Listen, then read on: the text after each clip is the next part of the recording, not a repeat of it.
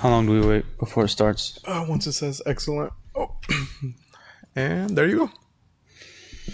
Okay, awesome. You haven't watched The Acolyte, right? Not at all. Sweet. No. You're a lucky man. Am To answer the question of our, what's it called, title, Straight Depression, is there hope for Star Wars? The answer is no. Like, talked about it last time. There, it's damn near impossible to save Star Wars. You have to do so much. The Acolyte, dude, there's a few things about it, right? An issue is Dave Filoni. The other issue is Leslie Headland, and then the issue is the story. Okay? They put, so you don't know this, episode 4, they brought Ki-Adi-Mundi back. This takes place 136 years, I think, before, and they say it, before Phantom Menace, right? And Ki-Adi-Mundi was born like 40 years after the timeline that they have put. Like, he's like around 90 something in the time of Phantom Menace. And then Wikipedia, when they launched it, they tried changing it on Wikipedia. Lucasfilm tried changing his age. And then there was like a website crash that like servers were down or something like that. But even if they changed it and tricked all of us, which we're not freaking morons, right? They would have to explain the Phantom Menace, because when Qui-Gon comes to the council and they're like, my suspicion is the Sith Lord, and Ki-Adi-Mundi is the one who speaks. Like, they could have picked anybody from the Jedi Council to do some BS with, but they're so dumb that they put Ki-Adi-Mundi in. They're like, maybe they'll put in some lore, like maybe Ki-Adi-Mundi doesn't trust the Jedi, like later. I don't know what their plan is, but it's still garbage. Like, no matter your plan, very stupid thing to do. Because he says in Phantom Menace, impossible. The Jedi or the Sith have been extinct over a millennium, 1,000 years, right? Now, either he is like in league with Palpatine, it wouldn't make sense. Like, even if you don't trust the Jedi, you wouldn't trust the Sith even more. Because they see a red lightsaber and everything. Like, even if it's not the Sith, like, add something dark. And there are rogue Jedi in this show killing other Jedi, and other Jedis have died. So what's going on, right? And then Ki-Adi-Mundi is just in there. First of all, he looks terrible. Awful. Like, they give him that white, like, I guess, High Republic robe. He looks fat. I don't know if it's the same actor or not. He looks deformed. It's the same issue. Like, Qui-Gon and Obi-Wan, the Obi-Wan show had that long hair. The super long hair as a Force ghost. What else did they get incredibly wrong? Oh, same show. The Inquisitor, the Grand Inquisitor, has like a pumpkin head instead of that long, scaly thing that we see in Revenge of the Sith. The Inquisitor? Yeah, so the Grand Inquisitor, remember the dude, I forget the species, but is it Utapau? Where John Grievous has the minister. Thousands of battle droids. Utapau, Yeah, so that's supposed to be the same species, and then it's like a polished version with obviously a bald cap over his hair for the Grand Inquisitor and Obi-Wan Kenobi. Like, the aesthetics are insane. Like, they don't know just to watch another movie and be like, hey, his hair only goes down to here. Maybe let's do that. Like, dude, Qui-Gon Jinn had like freaking hair almost all the way to his belly button. Like, have you not seen the Obi-Wan show? No. Dude, you are lucky. It sucks. It sucks so freaking hard. But the Acolyte is way worse. Because it breaks all sorts of lore. It's literally a gay show. Like, that is actually a good description. It is gay. The best comment I saw, because it's all these black chicks chanting the freaking thing to make the lesbians give birth, right? And I saw a comment that said, even in a galaxy far, it's sad to think that even in a galaxy far, far away, black kids still don't have dads. Oh, well. Yeah, I can see that. Dude, it freaking sucks. Because like they already changed the lore of Anakin on episode 3. I heard this from Drunk 3PO. Shout out to Drunk 3PO. What he said is like, I hope that they give birth to Shmi, who gives birth to Anakin.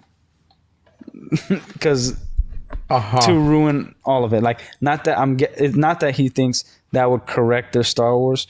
He's doing it like, you know, being somewhat serious, as in like, I just hope they ran this thing straight to the ground. Because it's so separate from Star Wars. Oh, and a Wookiee has like a man bun. Looks awful. Doesn't look like a Wookiee. And all the trailers, they were showing the Wookiee like lightsaber fighting and all that, but he gets killed. He gets slashed by a lightsaber. So apparently in this universe, the only way you die from lightsaber isn't a stab. You only get, if you slash them, then they're dead. Because he's like slashed like that. Yeah, it's a terrible episode. This isn't going to be a review about it, but it's going to be how it breaks lore. Like, the other thing, people are only blaming Leslie Headland. Like, dude, Dave Filoni is in charge of all this. He okayed this stuff. It's not just Kathleen Kennedy and Leslie Headland. Dave Filoni is above Leslie Headland. You don't think Dave Filoni is going to say something like, hey, like we always hear the interviews of like, oh yeah, Dave Filoni knows the lore of this and this and this. But then we hear the interviews like Sam Witwer talking about, you know, like this scene doesn't make sense because Shmi already met Padme. So why would we have this scene? They were going to do a scene, which it was like a vision, like a Force Ghost thing, where Anakin introduces Padme to Shmi Skywalker. And it was one of the things that like Sam Witwer out-geeked Dave Filoni. Mm-hmm. And he's like, they already met in The Phantom Menace, so it wouldn't make sense to do this because they already met. And then when you look more into it, like Clone Wars, George Lucas was a lot more involved with anything than Dave even was. Mm-hmm. Like he approved everything. He had final say over the entire thing. And like it's somewhat, I don't know if he was involved at all on season 7 because that was after Last Jedi and stuff. But it makes sense that Dave Filoni wanted Ahsoka to win against Darth Maul. I don't buy that for a freaking second. There's no way that Darth Maul would ever lose to Ahsoka. I think especially the only one he had involvement in was the Echo arc when they find him again. I think that's season 7, right? Where the Bad Batch got introduced. Yeah, the George Lucas had involvement there? Like those 2 episodes that the Bad Batch are in are like the only thing he was part of. Man. Not even. Where'd you see that? Where'd you see that? Was there in like an article? Those were unfinished. Oh, okay. So those were like those episodes were just episodes that got finished with the new animation and shaders and all. Yeah, dude, those episodes are old. I remember watching the unfinished ones. I was like, man, this would be so awesome if it was anime. Then they came out.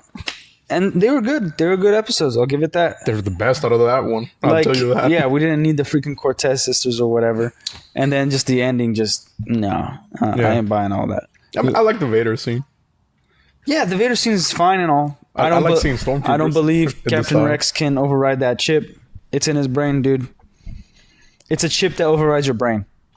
Well, he wasn't overriding it. He like barely resisted.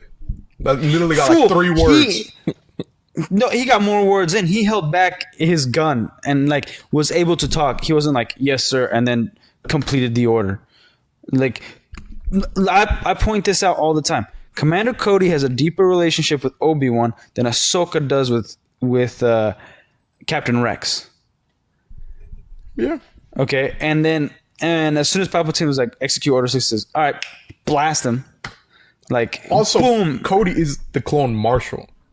He's the one who always goes by the book. I've never once seen Cody not go by the book.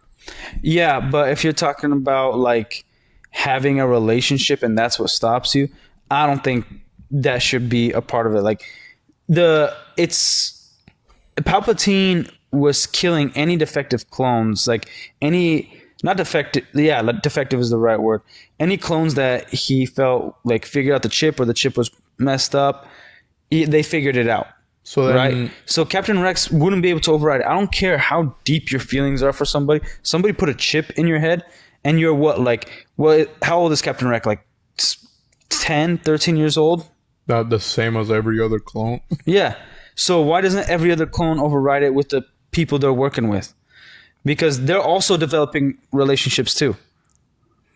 Ki-Adi-Mundi, shot to crap. Plo Koon, shot to crap. Then again, everybody. Ki-Adi-Mundi was not a good person to his clones at all. Yeah, that's not a lore we get in the movies. Yeah, you get it in a book. Actually, in a Disney book or Legends? Legends book. I don't know that book. But from Clone Wars, what we see, Plo Koon is pretty nice dude to his clones. He saves them in space and everything. You just said Ki-Adi-Mundi. Or Plo Koon, I mean.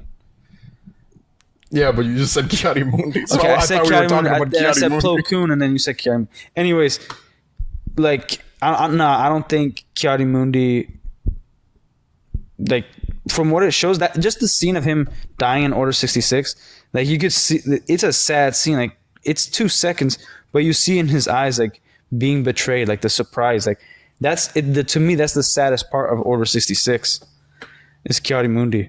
And to your point, before they retcon with the chip in their brain, and it was just like an order, because it used to be just like I remember like that. like a order, and then they knew they had to do it, and they were with I think it was Ayla Secura, that they were happy they were happy that the helmets were covering their face because they would be like crying or something, or like they couldn't look her in the eyes. The Battlefront 2 campaign says it.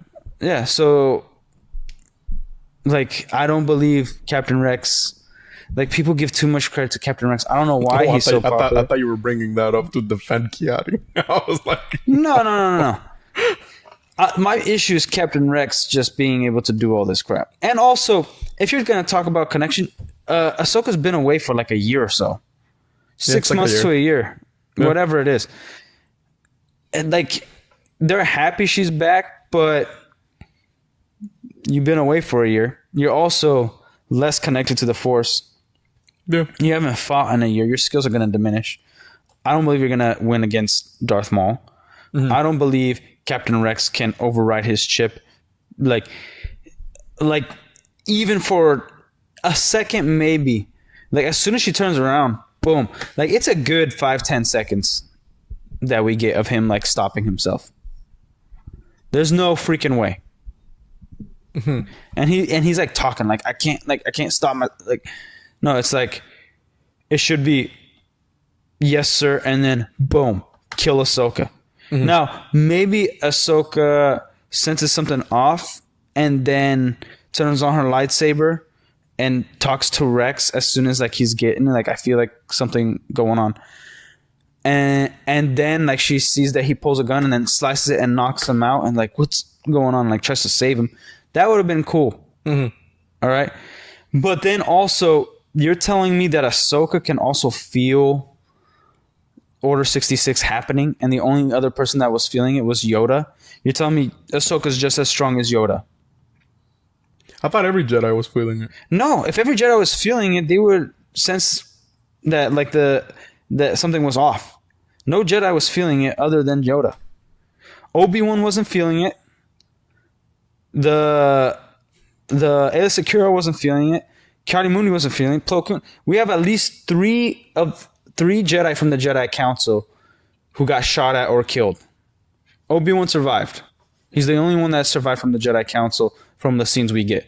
But we got Plo Koon and Ki-Adi-Mundi, and they get shot down immediately. Like, not like they would have much time to say. Yeah, man. That's what I'm saying. And then you're telling me Ahsoka, who isn't even a Jedi Knight, is cut herself off from the Force. Mm-hmm. Stop fighting. Stop getting involved in the Clone Wars. and saw Anakin for like 2 seconds, or like could feel all the Jedi, she's that connected. Like, dude, she's only also been with Anakin for like 2 years and a half, maybe. She hasn't been with Anakin that long. She was trained by Yoda in the temple, and she was like 14 or something, and then Anakin trained her 2 years into the Clone Wars, and then that's that. That's how long the relationship is. It isn't a long relationship. Was it? Yeah, because like, okay, he's around what, like 25, 26 in Revenge of the Sith, right? Anakin. Yeah. So he's like 18 or 19 in Attack of the Clones, because he's what, 10 in Phantom Menace, or 10 or 8 years old. And then he says in Attack of the Clones, it's been 10 years since I've seen her. So he must be like 18 or 19. So he's 22 in Revenge of the Sith. Okay, so the war only happened for like 2 years. 2-3 years. The Clone Wars? Yeah. If he's 22, okay, the actor or the character, Anakin? The character. Yeah, because Padme's 27. Yeah, so then in Revenge of the Sith, if he's 22, I mean, the Clone Wars only happened for 2 years. I mean, a better love story than Han and Leia. I mean, Han was 32 and she was 19. I think that I don't give a crap. Like, I don't care about the age thing between characters when it's like that. Like, he's 32 and she's 19. They're both consenting adults.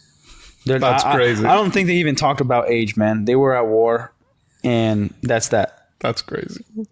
That's got to be the I'm not even going to... She's royalty and he's a smuggler. Like, he's an older man. She's going to be attracted to him. And he's seeing her as a rich princess. Of course he's attracted to her. And they're adults. Their planets, like, her planet blew up. They are... And it's not like they got in a relationship when she's 18. Like, she like, hated his guts. They got in a relationship in between A New Hope and Empire. Like, she probably kissed him when she was like 19, 20. She was 19, yeah. Yeah, and then Empire, she's probably like 21 or 22. They have a relationship. Yeah. All right. Because whatever. What, just a little older? Yeah, and it's not like he knew her when she was a teenager and then like waited till she was 18 to hook up with her. That would be freaky. That's still a wild baby. Dude, okay, regardless, like, whatever love story, we're not talking about a love story, we're talking about the timeline here.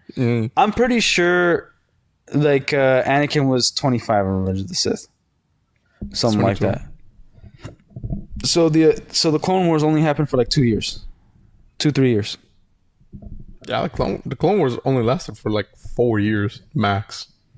Then he'd be 23 because he married her at 19.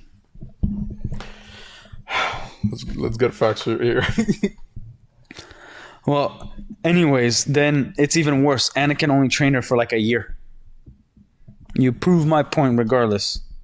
It's not like I'm fighting against your point. Yeah, 3 years. Yeah, 3 years. That's how long the Clone Wars lasted. Like a year and a half, maybe. Yeah, like a good 2 years, if that. Because they were already in the Clone Wars when it was happening. Right? Yeah. Anakin became a Jedi Knight. He's been battling alongside with Obi-Wan. And then in one of the battles, Yoda shows up with Ahsoka in the beginning of the animated Clone Wars. Yeah, he trained her for a little over 2 years. Yeah. That couple months after the 2 years because of the whole... Yeah, so I don't believe, like, he would probably see her like a daughter, but, like, it's only 2 years. You're kind of done. Like, it's not going to be that big of a deal. Mm-hmm. You know, like, you're not going to have that much of a connection. I don't care. You're not fighting every battle together. He's not constantly training her. It's like when they're together, he's training her. Mm-hmm. But she has to still stay in the temple and get trained by Yoda and other masters too. Like, she's not on every mission with him. Yeah. Like, he has missions with Obi-Wan. He has missions with Captain Rex. He has missions with other Jedi, Mace Windu even. Like, they're not... The more you mention it, and even like comics released by Disney, it's like it would have made a lot more sense if it was with Anakin that Rex did that. Yeah. Because he met Anakin when he was still a Padawan. I would still not concede to the idea that he would be able to override his chip, even if it was Anakin. Now, it would make sense if Anakin... it would have made more sense. It would have been better if Captain Rex was in Order 66 with Vader going through the temple and just murdering Jedi. I won't say it would have been better. I think it would have been better. You know the trauma Rex would have gone through? And then we could have actually gotten a story just about Rex. Like, going through that trauma. Doesn't it get explained by the other clones that it felt like they were in their bodies but not in control? Yeah, it does.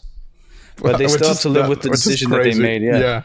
So, like, and that's the one thing about the Obi-Wan show that was cool to see. They go to Coruscant there's a clone. There's a clone begging. Begging, and like you obviously know what he's gone through. He's not just he's a veteran. Yeah.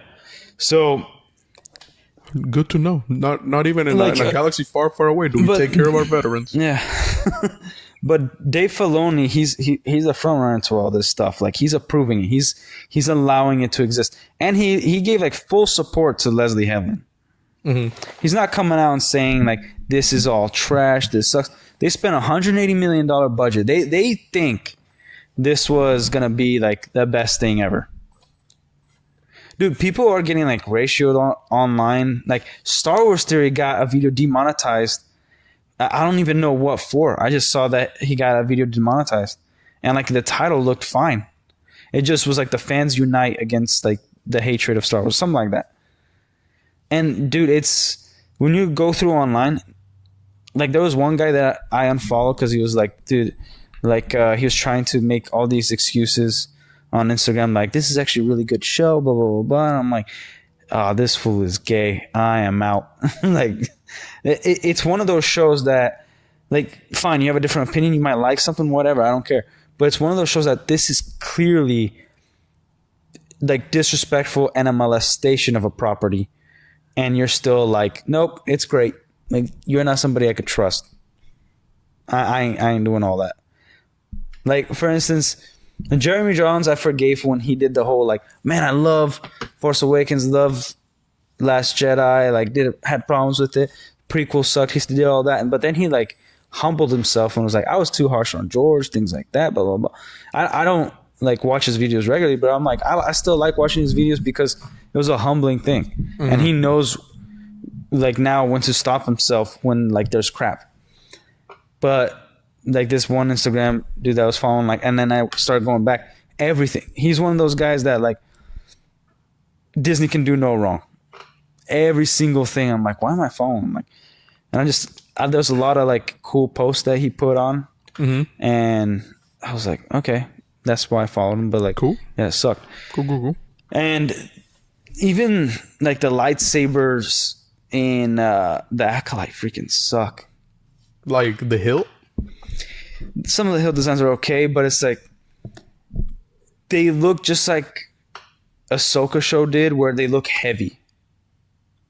One of the big problems I've had with the new Star Wars is the lightsabers. Like, I noticed in The Last Jedi when she was like swinging it around, like she had to like use her muscles to stop it. You know, when you swing like a heavy sword, you're like, and you want to stop it at a point, you're like, you know, you have that that muscle spasm there. She had that, and I could clearly tell when I watched The Last Jedi. And then when you see the behind the scenes of like Ahsoka, her and Anakin, they have actual like lightsabers with light in them, instead of what they did in the prequels, where they had the rod and then wrapped some green tape on it and then put in the effects afterward. And so then it was like actual sword fighting, and it felt really light. Mm-hmm. You know, it was just the hilt and then a metal rod through, and that's it. Yeah. You're practically I thought it was a wooden rod. No, it was a metal rod. Yeah. No, it was a metal rod. It was a pipe. Very thin pipe. Yeah. It bent all the time and stuff too. They had to like rebend it, re-straighten it, I mean. But it's something I had a problem with, and like, I don't know, dude. It's riddled with problems. It also breaks its own lore from the previous 3 episodes. It doesn't. Not only does it break all lore. It breaks its own lore of the show that they're currently on. Mm-hmm. None of the episodes were good, and probably episode 4, breaking the lore, is the best out of the 3. Probably, and they all suck. It's a hard watch, man, and it's gonna come out every Tuesday.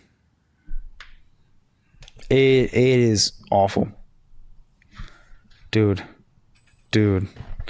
Like Star Wars, okay, like, but Star Wars has been killed for like the 80th time now. About they're just molesting a dead corpse at this point. Dude, it's unidentifiable at this point. I mean,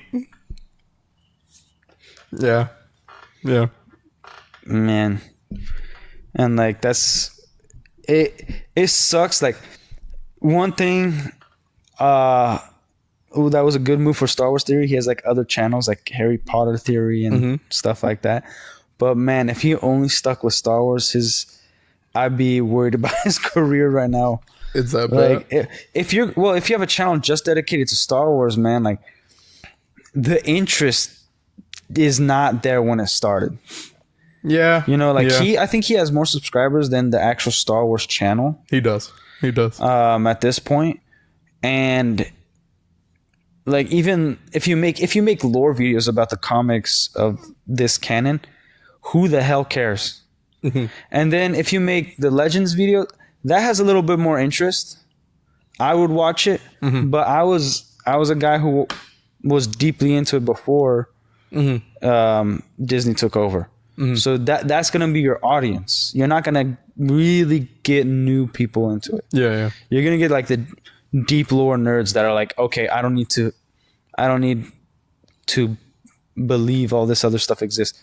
1 through 6 movies, maybe a little bit of the Clone Wars, but the books and comics, that's what I'm gonna stick with. Mm-hmm. And there's not very many people that are gonna be like that. Yeah. You know, it's not like other fandoms, you know, that constantly change. Like Warhammer, it has such a strong base that even when they change the lore themselves, the fans can push back and like tell them all the contradictions that they got. Yeah, because man, and they'll listen eventually. Yeah. Warhammer is one of those properties that it's like nothing ever stays the same. But the rules stay the same, right? Not to dive too deep into it, but it's the God Emperor, right? And his 12 sons, right? Yeah. Which all died in some far off war during the 30th millennium or something like that, right? Mm-hmm. They're supposed to be dead, the majority of them. Yeah. And with each recent book that's come out, one of these bastards wakes back up and is alive and well and breathing.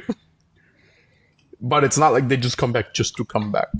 Mm-hmm. Like they serve a greater purpose. Especially that boy Gilliman. And he's kind of like the only one who knows. Well, like that's not really lore breaking. That's like... Well, kind of, because he was supposed to be raised out of existence. Okay. And he just kind of comes back. Okay, like for instance, I hate the whole bring Palpatine back and there is zero explanation. Yeah. But it's more bad. Of like, they didn't break the rules.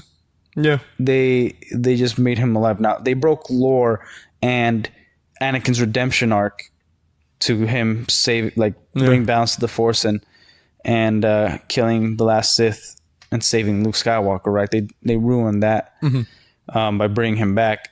But it wasn't catastrophic to everything that was previously built. Yeah. That single instance of him coming back alone, right? Now, what breaks it is everything else, like force healing, getting stabbed by a lightsaber, and that doesn't do anything to you. Obi-Wan fighting Darth Vader twice on Tatooine. He fights him twice in the Obi-Wan Kenobi show, even though he's not supposed to see him from Mustafar all the way till the Death Star. Mm-hmm. Right? He fights him twice. And Obi-Wan leaves him alive again instead of killing him. Mm-hmm. Stupid. You know, Leia knowing who Obi-Wan is, they've had interaction where like he helped her. Dumb. That breaks lore. Acolyte making the lesbian witches like create life. The dude, like they talk about that. Who was it? That only Darth Plagueis did Palpatine. It's been a while since I watched Revenge of the Sith, but did Palpatine say when he was talking about Darth Plagueis the Wise that he can even convince the midichlorians to create life? Yeah. Okay, so if it was only him and that powerful, and it's because of the rule of two, like the rule of two wasn't designed for somebody to overthrow their master by getting another princess. Like, no, the strongest survives. Like when the master believes it's time for a princess to fight, they fight to the death. Like to see who should be the master, and then that person becomes a master and gets another princess. And that's why the Sith are so powerful, because that rule of two keeps them in check. Like Darth Bane was pissed at his apprentice that tried to kill him before the time was ready, when he was like wounded. Like they should fight at full strength so that they could preserve strength, and then the next one become even stronger than the previous Sith before him. The reason why Palpatine is the most powerful Sith ever is because he was trained by the most powerful Sith ever, and then Plagueis was also trained by the most powerful Sith ever, and so on and so forth. And so then where Palpatine screwed up is that he wanted to make sure that he won, but so he killed Plagueis in his sleep. Now, Palpatine probably could have defeated Plagueis, but that was Palpatine's thing. Like Sidious wanted to ensure everything is above board. Everything is like going to be executed perfectly. There's not going to be any issue. He didn't want to leave anything up to chance, right? Okay. Like the three movies, they're about Anakin, right? Like the first movie is mainly about Qui-Gon and the Jedi falling, right? But they're mainly the story. Who we follow is Anakin, but the story is a fall of a democracy and corruption in politics and government, right? Mm-hmm. That's the thing, and it shows a lot of Palpatine, his manipulations and everything, how he uses corruption, fear, anger to put himself in power and all that stuff, jealousy and all these things. Yeah. How he lies and manipulates. Like that's the story that we're getting. Mm-hmm. And that's fine, not executed perfectly, but it was still Star Wars, you know. It was amazing. Okay, yeah. And I believe that the Acolyte has it definitely has a bigger budget than A New Hope. Now, you justify inflation, maybe not. But I think the Acolyte does have a bigger budget than the Phantom Menace did. Maybe, yeah. Yeah, for sure. And they are awful, man. Like, I'll watch it so you don't have to. But damn, it hurts. It hurts to watch. Like, it sucks. It sounds like something I just don't want to watch, period. Well, I watched it because everybody's talking about it, and I'm like, let me see if it's this bad. Man, I watched Book of Boba. I think it's like the last thing I've watched. Okay. Liked some things, didn't like some others. So, you know how Book of Boba sucked? Yeah. It would be considered one of the best Star Wars shows compared to the Acolyte. It would be like top tier compared to the Acolyte. But the Boba show ruins Boba and Tatooine and the whole lore behind the huts and stuff like that. It's stupid. It's ridiculous. But the Acolyte ruins everything. Mm-hmm. All of it.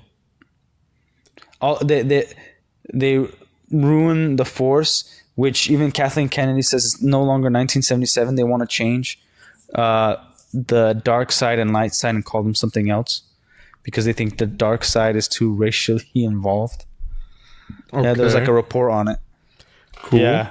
Cool. And it's like if your mind is so crappy that like you think that's racist, like you're the problem.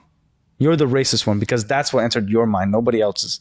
When I think the dark side of the Force, I think the bad guy, the bad version of the Force. I'm not thinking the black guy of the Force and then light side the white guy of the Force. I'm not thinking that. Yeah. And it's so stupid. It's like, okay, when it's night out, it's dark. Are we gonna change that because that's some sort of negative connotation in your stupid mind? When it's bright out, it's pretty light.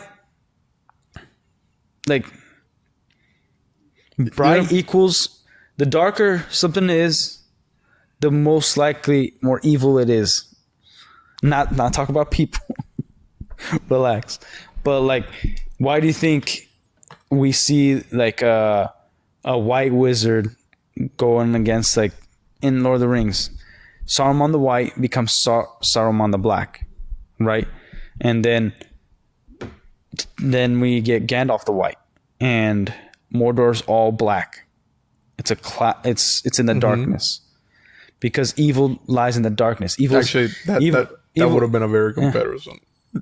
The white city of Minas Tirith, and then the black darkness. Yeah, but also Gondor, like this, or not Gondor, Mordor. The armor and the suits and everything. It's all black. Yeah. Right. But and black like is connected to venom when it's like put into the veins, and the vein is like corrupted, and when things corrode, when you get like frostbite, like something's dying, like it turns to a darker color. Right? So it's a pretty visually simple thing for everybody to understand and grasp. Like, hey, if this character is in all black armor, most likely a bad guy. If he's in all white armor, most likely a good guy. Until the tables get flipped. Yeah. Like, well, that's when story comes in. But yeah, it's good Lord, man. I don't know where their head's at, where like they come up with this stuff. They just have to find something to be offended over, and then do all this, destroy everything. Yeah. Like, dude, okay. You haven't watched the shows, but how excited have you been for anything related to Star Wars? Whether it's like a game or, I don't know, some lightsaber company coming out with a new lightsaber hilt. Like, are you excited at all, or are you just like, oh, that's pretty cool, and then that's it? I mean, I like the Fallen Order games, and I guess I watched the Bad Batch. No, but were you like itching to play Fallen Order 2 after you played the first one? Oh, yeah. You were? Easy. Yeah, easy. I wasn't. I was like, this story sucks. That game's awesome. I didn't care for, like, the gameplay was fine, but it just felt like it was a crappy story. Nah, that game was awesome. I don't care what you say.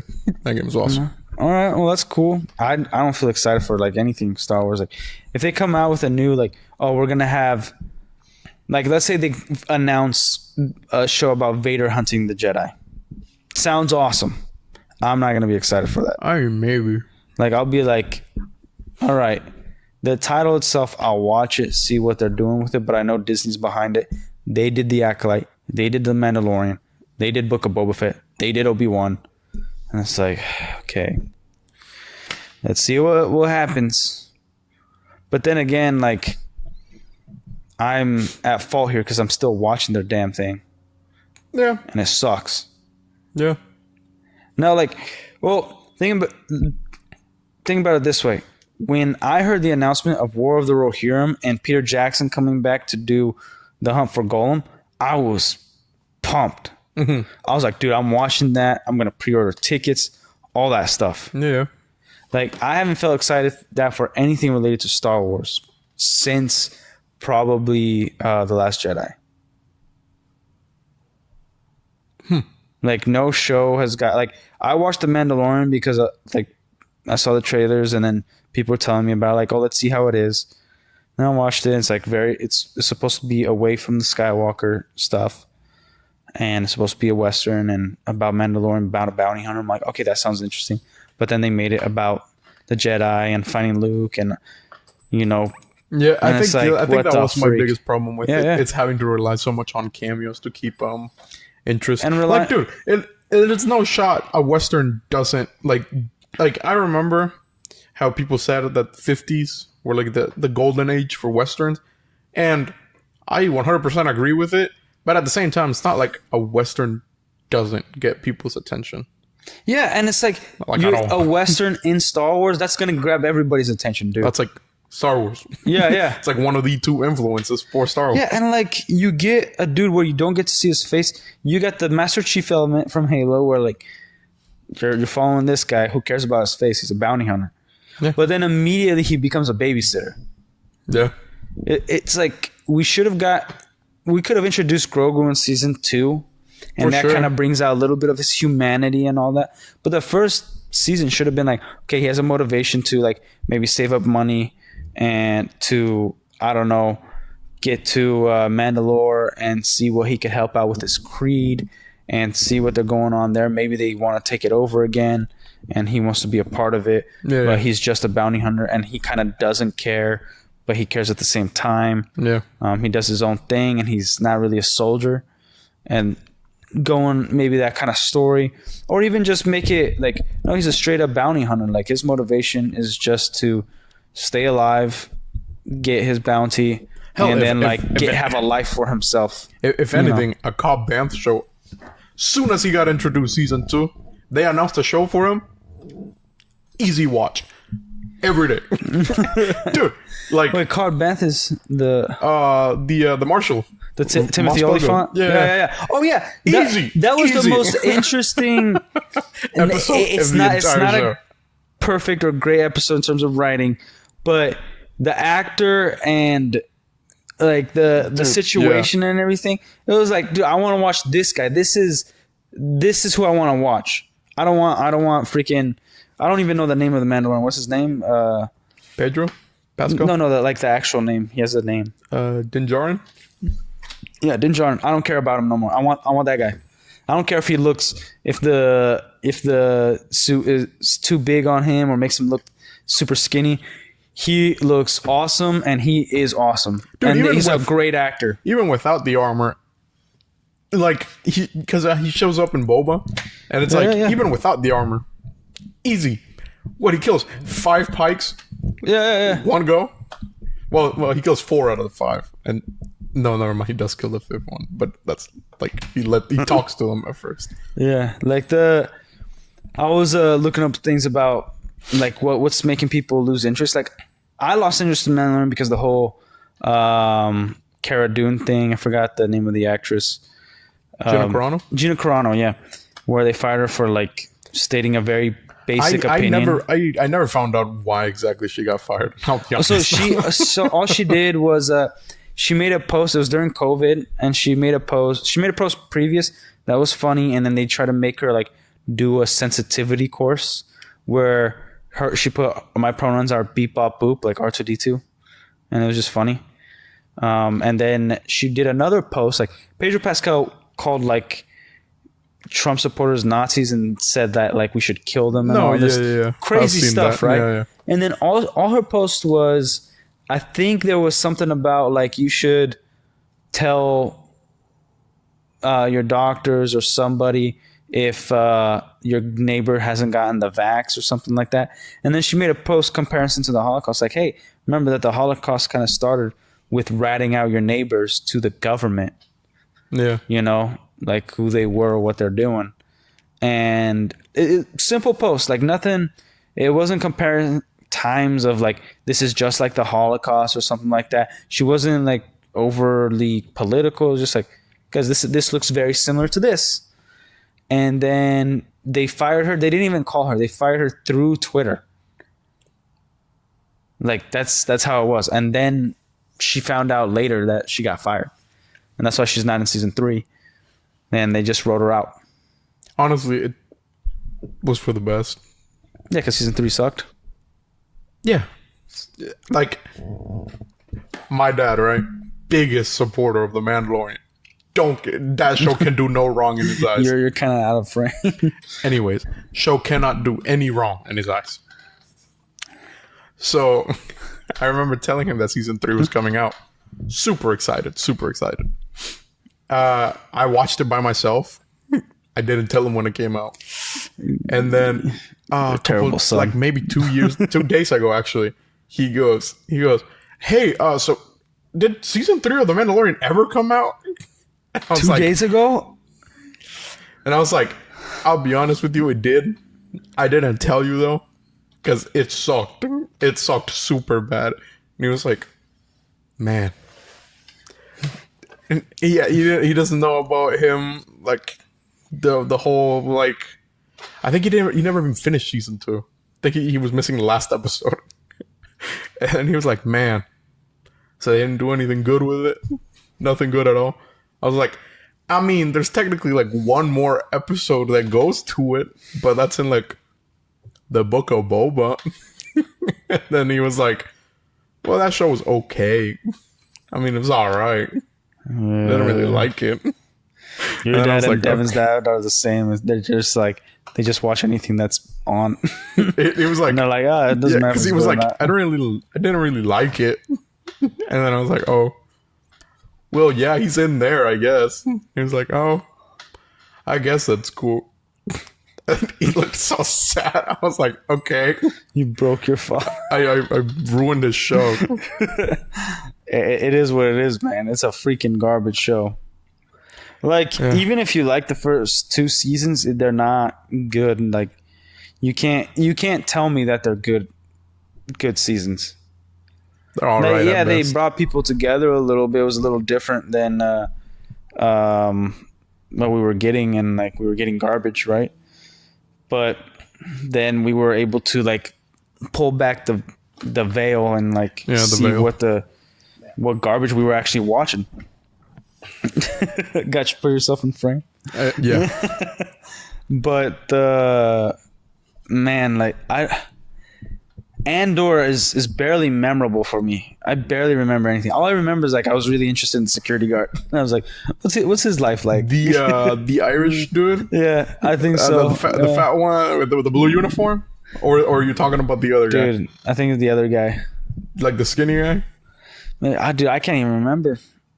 I literally can't remember much of that. I remember his sister's a whore and works in a brothel. That's about it. I think that's Andor. That's what I'm talking about, Andor. Oh, you said the security guy. This is a security guy that's like an Imperial officer or whatever. Or is it an Imperial officer? Yeah, he's like part of the ISB. It's like a skinny kid. Like the side characters in Andor are much more interesting than like the main guy. I mean, Han Solo. Cassian is just like, like I know how you're gonna die, and I don't care. But yeah, like, like, what, the blur? No. Well, yeah, that too. I don't know. What it's fine. Like, you're in frame now. It's just all focused up. Yeah, I think that's just part of your camera. It's a little messed up. But dude, I really can't think of anything. Like when we modified my lightsabers for my son and me, it was fun, and we play, and like we're gonna play tomorrow. But it's just kind of like, and he loves Star Wars. Yeah. But it's all because I show him Lego Star Wars, the original stuff, and I show him 1 through 6, and that's it. I showed him some of the Clone Wars, but yeah, I'm not gonna show him anything other than that. I've showed him the trailers of like KOTOR. What's it called? The Skywalker Saga, right? The new game? No, I only show him the old game. I don't let him get involved in anything Disney's created. Because it's just gonna provide like curiosity, and then when he's older, he's gonna want to see that stuff again. Like, hey, I remember that there was this thing. Where's that from? And then he's gonna watch all this crap. Mm-hmm. I don't want him watching this crap. I want to be a good father and actually give him good things to watch and to love. Mm-hmm. Like, I have the comics that he's gonna read. I'm already collecting them. I'm collecting the books. Mm-hmm. You know, I don't have to show him trash. There's no way that stuff will not enter my house. Well, I mean, you choose to play the levels. No, like on YouTube. Oh no, I meant like you could just play the game with them. No, because I'm not going to be there all the time. You know, like, what if my wife's not involved in this? Like, she's not a nerd like I am. Like, she's going to be like, oh yeah, like when he's older, like 10 or something, and we allow him to play video games, he's going to be like, oh yeah, just pop in the game. Man, I'm gonna be at work or something. Like that's the kind of stuff. Like I guess. Like it's. I love Lord of the Rings. I don't have the theatrical edition in my house. Only the extended. Mm-hmm. You know, need them to watch the perfect versions. Mm-hmm. Yeah, like I didn't buy Endgame. I have the 4K steelbooks of other movies, but I don't need him to watch Endgame. Like maybe he'll watch it, and that's not a problem. Mm-hmm. But yeah, like it's crappy. And then I could actually buy the comics and let him read it. He loves reading anyways. Mm-hmm. But yeah, like I'm not going to bring stuff in that I know sucks and that has political messaging and agenda to it. Like the High Republic book that the Acolyte is somewhat based off of, it has like gay characters and stuff like that. And it's like, dude, he's a kid. I don't need him reading about that stuff and be like, hey, yo, what is this? Like, he'll figure it out, like going to school and all that, like living life. Mm-hmm. I don't need to just like shove this stuff in his face. Yeah. As the shows do. That makes sense. Makes sense. And like, I want to watch good shows with him and my daughter. Like, I want to watch the good stuff. Like, hey, let's put on Dragon Ball Z. Let's watch what I watched as a kid. I'm gonna put on Sleeping Beauty, Cinderella, Beauty and the Beast for my daughter. I'm not gonna put on like whatever new stuff. I'll put on Brave. Brave is a good movie. Mm-hmm. But I'm not gonna put on the new live action Mulan. She's gonna watch the old Mulan. That actually has a good message to it. Well, yeah. Why would you watch any of the new ones if you already watched the originals? Well, because sometimes it's good, sometimes it's fun. Like when I was growing up, it was always like, man, what if they turned this into live action? Now it's like, man, what if they turn this into live action? It'd be terrible. Because like that was the thing. Like, yeah, we got a cartoon, but a movie of a live action thing from an anime or something like that—that's gonna be sick. Man, there was a live action Beauty and the Beast, wasn't there? Yeah, there was. It was all right. It was all right. Yeah, I remember watching it in theaters. Yeah. I think it's one of the more bearable ones, for sure. Yeah, Cinderella's probably the best one. Live action I still don't adaptation. remember that. Lion King and Mulan are probably the worst ones. Maleficent isn't even like... It's a whole other it's a whole thing, different story, yeah. Yeah. Like, but that was the thing. Like, I don't think we ever needed a live action Lion King, and I don't know why they never tried to do a live action Hercules. Like from the beginning, dude, that would be the one to do. No, I would love Hercules to stay an animated movie. No, I wanted to stay an animated movie now, but when they were adapting things to live action, there was some good stuff. Like Cinderella was, I think, the first one, and everybody loved it. Dude, I don't remember that since the Cinderella one, but I'll be honest with you. Yes, because we got so much crap, and nobody talks about the good stuff anymore. I don't remember there being one. Yeah, Cinderella. I don't think. Oh, we did get a Snow White one recently, and it sucked. No, I thought you just never went. It never went. It never released, huh? I was thinking Little Mermaid. Oh, this one. I didn't watch this. Yes, Snow White never released. Nope. That's insane. No, never did. Yeah.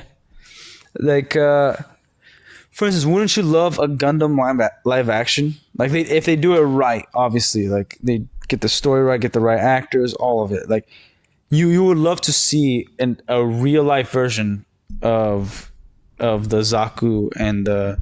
I mean, that's kind of what the Netflix series is. It's pretty realistic. Realistic, but it's not a live action. Like the new one that's coming out with the Engine 5 or whatever. Yeah, the Unreal Engine 5. Yeah.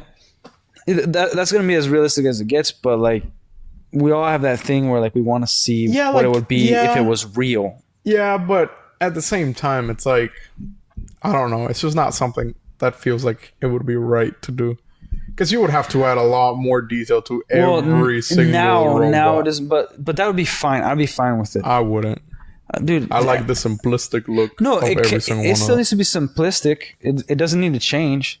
Because I don't think they need to add... It's not like the Transformers stuff where like they just put a bunch of crazy stuff to it. The thing about it is they like you can't just have a robot not look like a robot. Like if you have a robot and it looks more cartoony than it does an actual robot, and like, I think first of all, I think Gundam is a lot easier it's a lot more palatable than Transformers. Transformers actually transform into vehicles, and they have like the Gundam robots look like people in suits, in power armor, essentially. Kinda, yeah. I guess so. Like, and you could do the whole manipulation thing that they kind of did with Lord of the Rings, where it's like it's actually a guy in a suit, and they make him like kind of do the old style, like the Japanese movies, like Ultraman, where Ultraman turns giant, but he's actually like in a toy. All the buildings are toys, and they just look like a better example of that would have been Godzilla or Godzilla, because it's literally a dude in a suit, and then a miniature city, stuff like that. I mean. I'm not saying to do that exactly, but for Gundam, it would have. Yeah, I can see it because literally you don't see the pilots doing much more than just like. Yeah. But for instance, the Clone Wars, everybody wants to see that in that live action. I don't. Before, when Clone Wars was coming out, I was like, just get the actors and like do this in live action. Not anymore. It would have been awesome. Like in Ahsoka, when you see Captain Rex and Anakin in those Clone Wars, they're defective.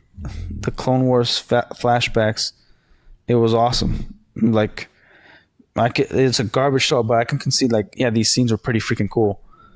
And Anakin in full, Hayden Christensen Anakin in full Clone Wars getup was pretty freaking cool to see. Okay, that was all right. Yeah, and I would watch a whole show of the Clone Wars if they just. I think they need to change a lot. I don't like the whole son and the father and thing, but yeah, I think those are like they can stay in their own time. I'm a big fan of keeping things a secret until the secret is unveiled. Like, it doesn't matter if it's been 20 years or 50 years or 40 years. Like, you should only unveil that Anakin's going to turn to the dark side in Revenge of the Sith. And you should only unveil that Vader, even though Revenge of the Sith says their names, but only unveil that Vader is Luke's father. I thought he loses memory of that. Who, Vader? Anakin, after the encounter with the 3 deity. Yeah, he loses memory, but I'm talking about for the audience. Oh, yeah. Fair enough. Like, the audience shouldn't I don't think that should be involved. Mm-hmm. Like, I would have loved to see a Force Unleashed movie, Starkiller doing all that stuff in an actual movie. I'm already not a big fan of Starkiller, so I wouldn't have liked that very much. Well, you can't even remember the games. All you remember is the DLCs, and you're like, oh, it changed the lore. No, I also don't like the character. Oh, you don't? No. I love the character. I think it's awesome. No, never been a big fan. I like it. I really like his the arc. games are fun for sure, but no. I think the story he gets in the games, it's all right enough for him, for sure. No, I'm not saying change the story. I'm saying keep the same story, but make it into a movie. Because before, what we had was like we got movies and then they turned it into a video game. Yeah. And then we kind of switched that around, but people aren't making movies, and they shouldn't, because they're gonna ruin the movie. They're gonna ruin the character. But the one of the issues with Star Wars is that it's not canon. It's canon until the studio says it's not. Yeah. Right? So let's say we got a KOTOR movie, Force Unleashed movie, before Disney buying it. They wouldn't be able to just like retcon it for the fans. Yeah. Right? Now, like, it's a different situation now. If somebody bought Lucasfilm and retcon all of Disney, is that like we're bringing Legends back, and they start adapting these things, and people would be like, all right, because we know how trash that was. But if you put like a good movie out, and then you say that awesome movie that you watched no longer matters, people get pissed. Yeah, because it was a phenomenal movie. Like, even in a semi good movie, like Indiana Jones Crystal Skull, it was like okay movie. I think it got a lot more hate than it deserved, but people were pissed that like things that were from the Crystal Skull was retconned or done dirty in the new Dial of Destiny movie. What got retconned? Like, so he's divorced, and his son died at war. They didn't bring Shia LaBeouf back. and he's a loser, and he also saves Hitler. Like, and then he just sucks. He's just a drunk now. And it's like, okay, so you ruined the character of Indiana Jones. You took the previous movie and pretty much made it like it doesn't matter. So you could jump from the third one to Dial of Destiny, because who cares what happens in that one? Like, you can make your own headcanon now. Because when you make a movie that makes the previous ones not matter, it's like, why are you going to continue? Yeah. That's what The Last Jedi did. It made everything not matter. Like freaking The Last Jedi. The Last Jedi, yeah. Okay. So like, why would I continue, and why would I like stick with this if you made Luke a freaking loser and somebody who has no hope, even though he's wiser, older, and smarter, you know, and supposed to be more hopeful. Like they also fundamentally don't understand where the Jedi screwed up. That they aren't fathers or mothers. That's their biggest problem. Like, they couldn't deal with attachment. In Legends, Luke brings back what the Jedi Order should have been. Like, you can get married, you can have kids, you don't have to always be in the Jedi robes. You can have your own lives. You should teach your kids the principles of the Jedi.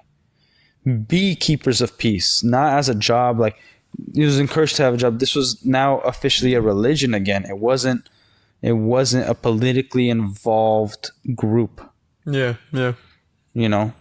So that's what he was able to do. But they are like great warriors. That's why the military, like the politicians, want the Jedi back. That keep talking to them, because also the biggest opposition of the Jedi is also the biggest opposition of the government.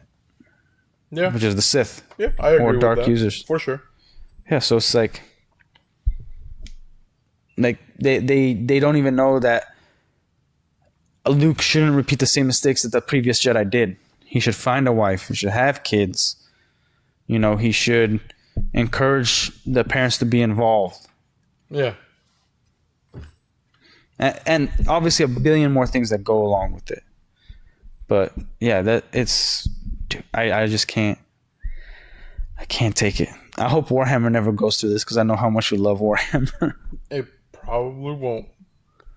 It ain't got that big of a character to mess up. Like, everyone is at risk of death. There ain't nobody got plot armor here. Even the God Emperor of Mankind, even his ass got put on a chair, man. Nobody got.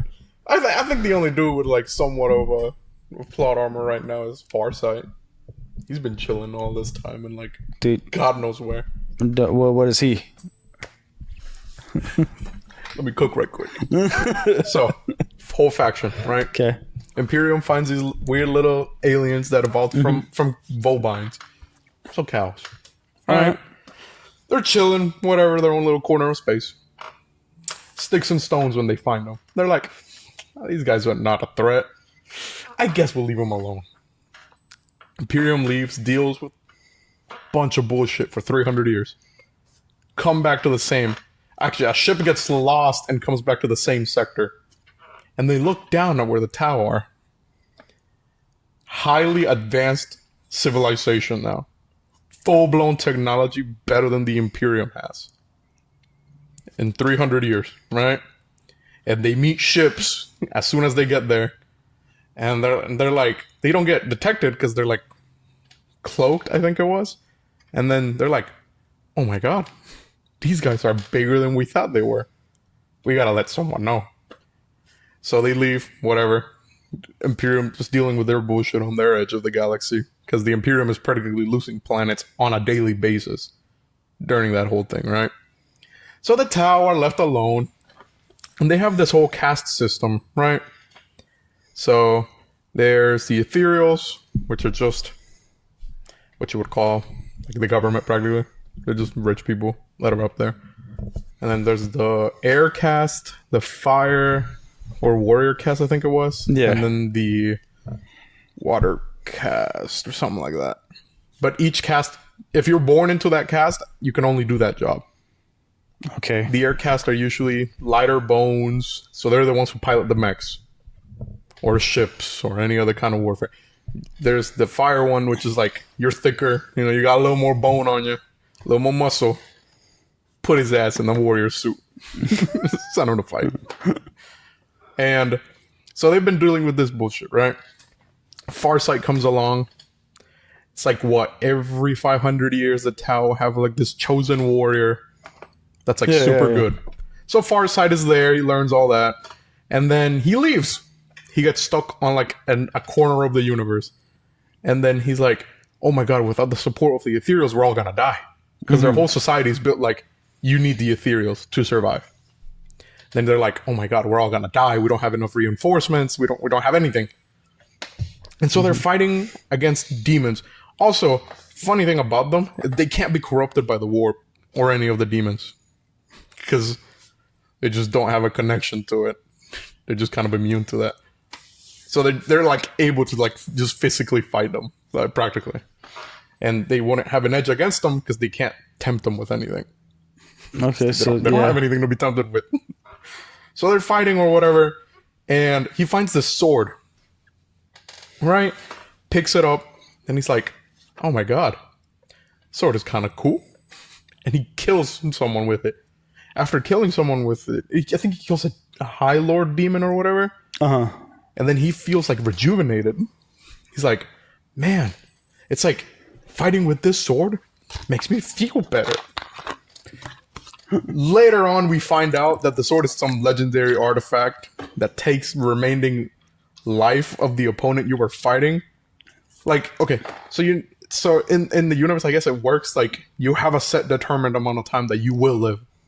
Yeah. And so the sword, after it kills you, takes that remaining time that they were supposed to have. So he's practically like immortal at this point. Yeah, as long as the sword. He's killed like over 5,000 people with it. Good lord. So he's like fighting or whatever. And then they're running low on food. Okay. And they keep finding these like human colonies that are like been abandoned by the Imperium. Like people living in medieval ages in space. And so they're like, hey guys, you guys could join us. We'll give you this cool armor. You want to join? And then they'll recruit them, right? And then as they're running out of resources, they're like, man, I wish I could ask the ethereals what to do. And since they haven't had connection at this point for like months on end, I think it is. And then some random dude from the lower caste just starts planting stuff. And then they set up like a community and they think, oh, it's going to collapse in a couple weeks. No, starts thriving. Start making an entire city out of this community, right? Joining every little planet. They're like, oh my god, I have to put up with these ethereal assholes for God knows how long. And I could have just been doing this the entire time. So he sends a message out, hoping that it gets to their empire, right? Uh-huh. I'm no longer with you guys. These are my enclaves. I'm independent now. Still using their technology or whatever. And he like modifies the hell out of his battle suit. Awesome looking battle suit, first and foremost. Also, they don't believe in melee combat or like one-on-one because they think they're too advanced and too civilized to fight in one-on-one. Why would I fight you with the chance of me dying up to your face if I can just shoot you from like miles away and you're no longer a problem to me? That's their policy when it comes to fighting, right? They're also another policy of theirs, the greater good. Everything they do is for the betterment of their society and the advancement. Nothing else. So they initially offer planets to join their empire. They're like, hey, you could join us. We'll give you food. We'll give you protection, clothing. We'll even give you, like, hell, new houses. Everybody gets a new house. If they say no, they'll leave them alone. And then intentionally cause some kind of disaster to happen. But without the person they're trying to recruit to know. Yeah. So it happens, and they're like, hey, we saw that this happened to you. We just happen to be close by. You think you want to join us now? If the person says no or retaliates with like aggression, they're like, okay, we gave you a chance. So they invade them, kill everything. I think 90%, and leave 10% alone. And that 10% that's surviving, they make sure their higher-ups are alive. And then they're like, okay, we just gave you a reason for you to join us. Would you like to join us? They still say no, they'll eradicate the rest. They say yes, welcome. Anyway, so we got this cloning technology. You guys want to get a couple more people, if anything? We got some medicine, some food. You want anything? They'll set up colony or whatever. They're like super young race. They're definitely outnumbered by everything in the galaxy right now. But they're able to keep their combat against everything practically. Except the Imperium. They got too many people. Like every... Dude, I'm like remembering all these names. I'm like, I'm lost. And there's also a time where they tried to clone Space Marines. And they didn't know how Space Marines like actually fought. Okay. So like the Space Marines weren't able to like actually use the guns correctly. So they get killed by actual Space Marines pretty quickly. But the Space Marines are like shocked because they're like, okay, so if we're supposed to be the Emperor's angels, and we're supposed to be this, how did they clone us? Yeah, they were like super shocked. They were like, how are these filthy aliens able to create such a perfect life form as us, but not to our mere intelligence? Like there has to be more to them. Mm-hmm. Why can't they be affected by the warp? And they start asking all these questions. And meanwhile, that's all happening. Another attack happens to the Imperium, and they kind of forget about the Tau again. So, and that's your faction, the Tau. The Tau, yeah, awesome. That's where the supremacy suit comes from. There's some much more to the Tau than just that. But it's just Farsight is just my favorite commander for them. Yeah. And him being the only melee unit, it's kind of like, dude, cool. Like it's a lot to get into. Oh yeah, I think, and it'd be a good opportunity for Warhammer to keep on Henry Cavill and like do the show, because there's, to be honest, there is nothing that I think Warhammer does to gravitate to the general audience to be like, hey guys, we have this thing called Warhammer. There's miniatures, paint, blah, blah, blah, tabletop game. How about you guys try it out? Because that's what shows can do. That's what shows and movies can do. It's to bring light to something that exists that will get people like, dude, Sam Raimi's Spider-Man, I got some of my friends to start reading comics that were like, nah, comics is so nerdy. Like, nah, they were like into sports, even though they were like little. Mm-hmm. Like I had...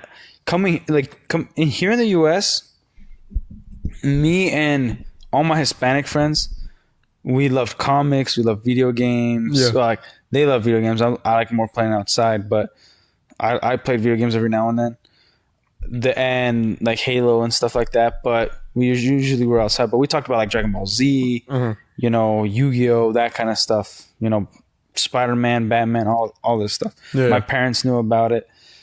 And here was like nobody, like the weird kids in elementary school, they knew about Star Wars and stuff like that. Mm-hmm.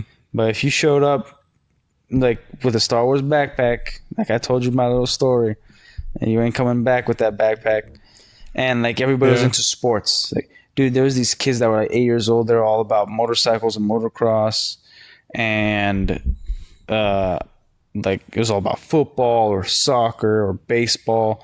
And I'm like, man, what the freak? And like, dude, when I was 8, I had some 8-year-old friends be like, you ever watch ESPN? I'm like, well, I don't know what that is. I also don't have TV. I have a satellite dish. I don't know if that picks it up, you know, but there's 4Kids TV. It's Saturday morning. But yeah. And like some of my friends that were all into sports were like, dude, like where's this comic shop? Where's like, and there's a game store and whatnot, and then like and then Yu-Gi-Oh became a bigger thing, and yeah, like the movies brought even kids and parents into a comic shop. Mm-hmm. Right now, it doesn't, like, why would you read a comic if it's all going to crap? Like, the first news I ever heard of a comic going to crap was the Green Lantern, making Hal Jordan gay. Like, and that was the first time, that was the first time I heard something, like, changing because of gay stuff. I'm like, what? This, like, got into comics? And I'm pretty sure it was happening before, but that was the first time, like, like, it was in my face that I was like, that I understood that something was happening. And I was like, this is whatever. And then I saw the whole Batwoman thing, and I'm like, okay, Navy SEAL chick, already unbelievable. And then she's a lesbian, and then the Batman just accepts her without training her at all and lets her wear the symbol. I don't think that would fly. It's not unbelievable that a woman would get into the Navy SEALs. It's a lot harder for sure, but no woman has ever gone to the Navy SEAls. Really? No woman has ever made it past, or I don't think I need to fact check ever that. has gone through Hell Week.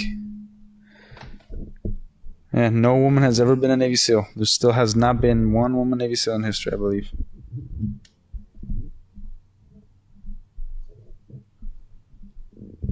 Am I right? Damn. Yeah. Pretty unfreaking believable. Yeah. I think even Green Berets, it's all men. And Green Berets are supposed to be, like, I think above Navy SEAL, I guess, in skill. I think the Navy SEAls are supposed to be top. Well, Green Berets are, like, right there too. Yeah, because Green Beret is, like, the easiest example I have for comparison. It's just like the Imperial Scout. It's kind of like their level of training. Well, like, yeah, like there was this interview with this military lady. She was talking about the differences between men and women's training. I don't know if she was a Marine or she was trying to keep up. Like, they had different standards. They do. Right? They do. And she was trying to keep up with the men. And it was like this whole thing to see if, like, they can do it.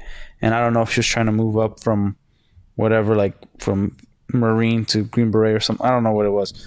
But she, like, their bodies physically couldn't take the physical strain. Mm-hmm. They couldn't stand. Like, she became sterile from the training, from doing what the men were doing. Damn. She, like, developed, like, a disease, and, like, she, like, lost, like, her ovaries or something like that, something like crazy stuff. She's like, yeah, like, I can't have kids anymore because of the training, and I still didn't keep up with them. Like, our physiology is a big factor in difference. Damn. Yeah. So it's like, when I read that Batwoman in, like, the interaction with her and Batman, didn't believe that she was a Navy SEAL, and I was like, okay, like, why not just make her a regular Marine? And then, I'm like, a lesbian Marine, I can understand that. But then actually, any gay in the army or any branch, it's pretty understandable. But then, like, Batman just allowing her, like, not training her at all. Mm-hmm. He's supposed to be better. Like, it would kind of be tough for Batman if Navy SEALs are always better than him in combat, and he's supposed to be better, and he won't allow you to wear his symbol because it's a target. Yeah. He's also going to look at you like a civilian, and he doesn't train her at all. She just does her own thing and doesn't tell her to take off the bat symbol. Doesn't beat her up, nothing.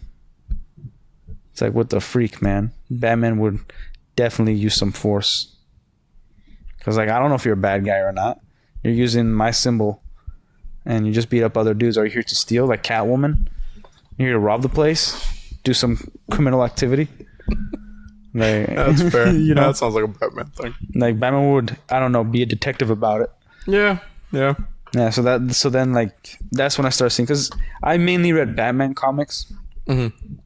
And like, the newest, I haven't read anything past the New 52. Mm-hmm.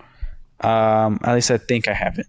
I've picked up a comic here and there, but in terms of Batman, I don't think I have. Because I read the Batman New 52 and I was like, all right, this isn't too bad, you know. Like, I enjoyed a lot of it. It was pretty decent. Not all of it.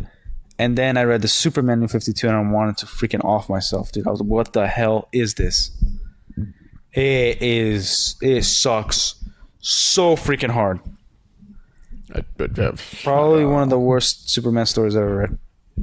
Like, or the worst one. I've never read many comics, like, if any at all.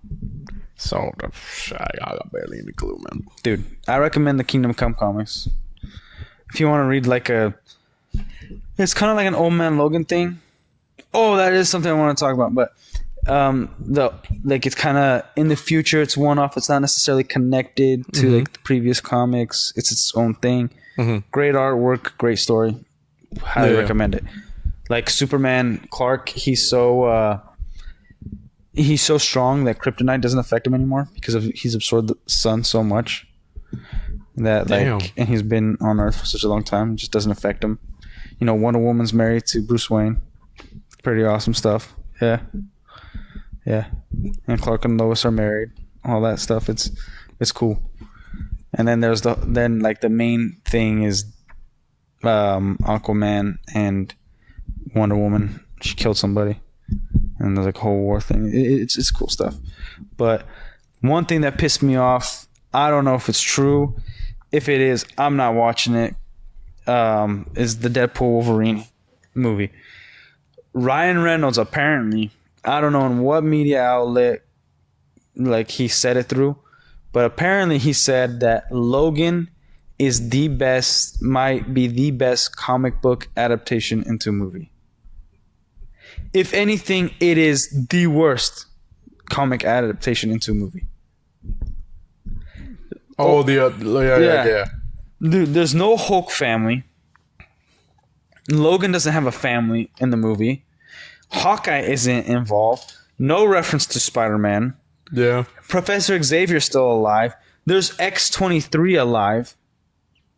In the future when X-23 was supposed to be like in the middle of Wolverine being in the mansion. Like she hunts him down. I forgot for what reason.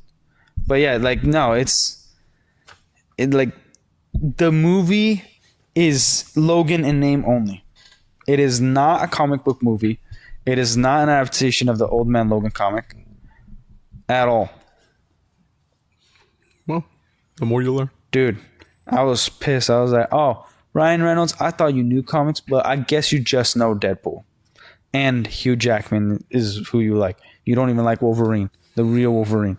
That's 5'7", maybe 5'5", and is just an animal. Like, I bet he believes that it's from the comics that Sabretooth and Wolverine are brothers. It's not from the comics.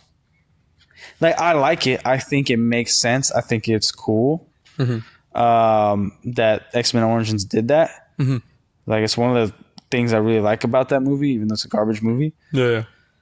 And I think they should adapt it be accepted into the comics. I think it's a cool little nod because some of the lore of the new stuff, like one of the new Sabretooth comics is that he attacks Wolverine on his birthday every year. Yeah. Because he knows Wolverine likes to fight. Yeah. So it's like a gift. You know, and like Sabretooth has healing. Wolverine has regeneration. Right? Where it regenerates his cells. That's why he could stay young for so long. He's essentially supposed to be young forever, but because of the adamantium, it makes him older. Yeah. Because his regeneration is constantly healing the poison from the adamantium. Yeah. So he starts getting older. Now, Sabretooth, same thing, where like it's healed, but he will age quicker than Logan. Yeah. But his mutation makes him more animal, like the more he lives. So he becomes more animalistic, more like crazy, and just care about like killing and stuff like that, which they kind of do well in the movie without talking about it. They show it. So like having that as like, you know, Wolverine lost his memory, Sabretooth is turning into a monster. they're not really gonna know they're brothers, but like if the lore is there, like maybe Wolverine is like, man, if we're brothers, then maybe I could save him after I find out about this mutation, all this stuff. Because Wolverine, like, all he wants to do is kill Sabretooth when he sees him. Like, he does not care about the rules and all that stuff of Charles being like, we don't hurt mutants. Like, no, I'm killing this guy. Like, you don't know him like I do. I will kill him at some point. You could kick me out of the mansion. I'm killing him. Like, he is adamant about it. Well, yeah. And he tries to kill him every time. I think every time he meets with Sabretooth, then they teamed up once, but every time he meets up with him, he's like, I'm killing you. Yeah, sounds about right for Logan. Yeah, but I thought it was a stupid comment. I was like, Ryan Reynolds saying this BS. What's wrong with you? That Logan is a movie and it's fun. But you can even throw the whole family in there. If Hawkeye isn't in there, it ain't Old Man Logan story. Yeah, I agree. I think even the Avengers game, as shit as that was, did more justice to that. I didn't play the game. I don't know anything about it. I didn't play it. I heard about it. I just remember seeing the trailer and I thought Captain America looked like a loser. And I'm like, I'm not playing this. He is. He like dies at the beginning of the game. So what's the point of this game? 3 missions. Like the main game, it's like, oh no, Captain America died.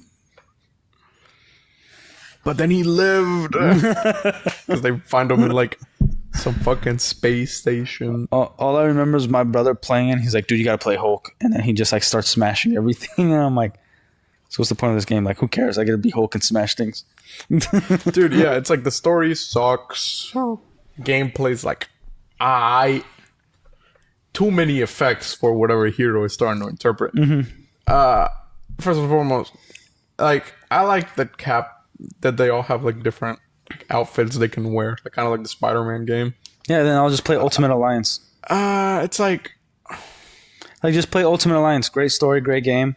Yeah, and multiple outfits for characters, multiple teams, different little. Hell, at this point, Marvel vs. Capcom has a better story than that game, and that shit was crazy.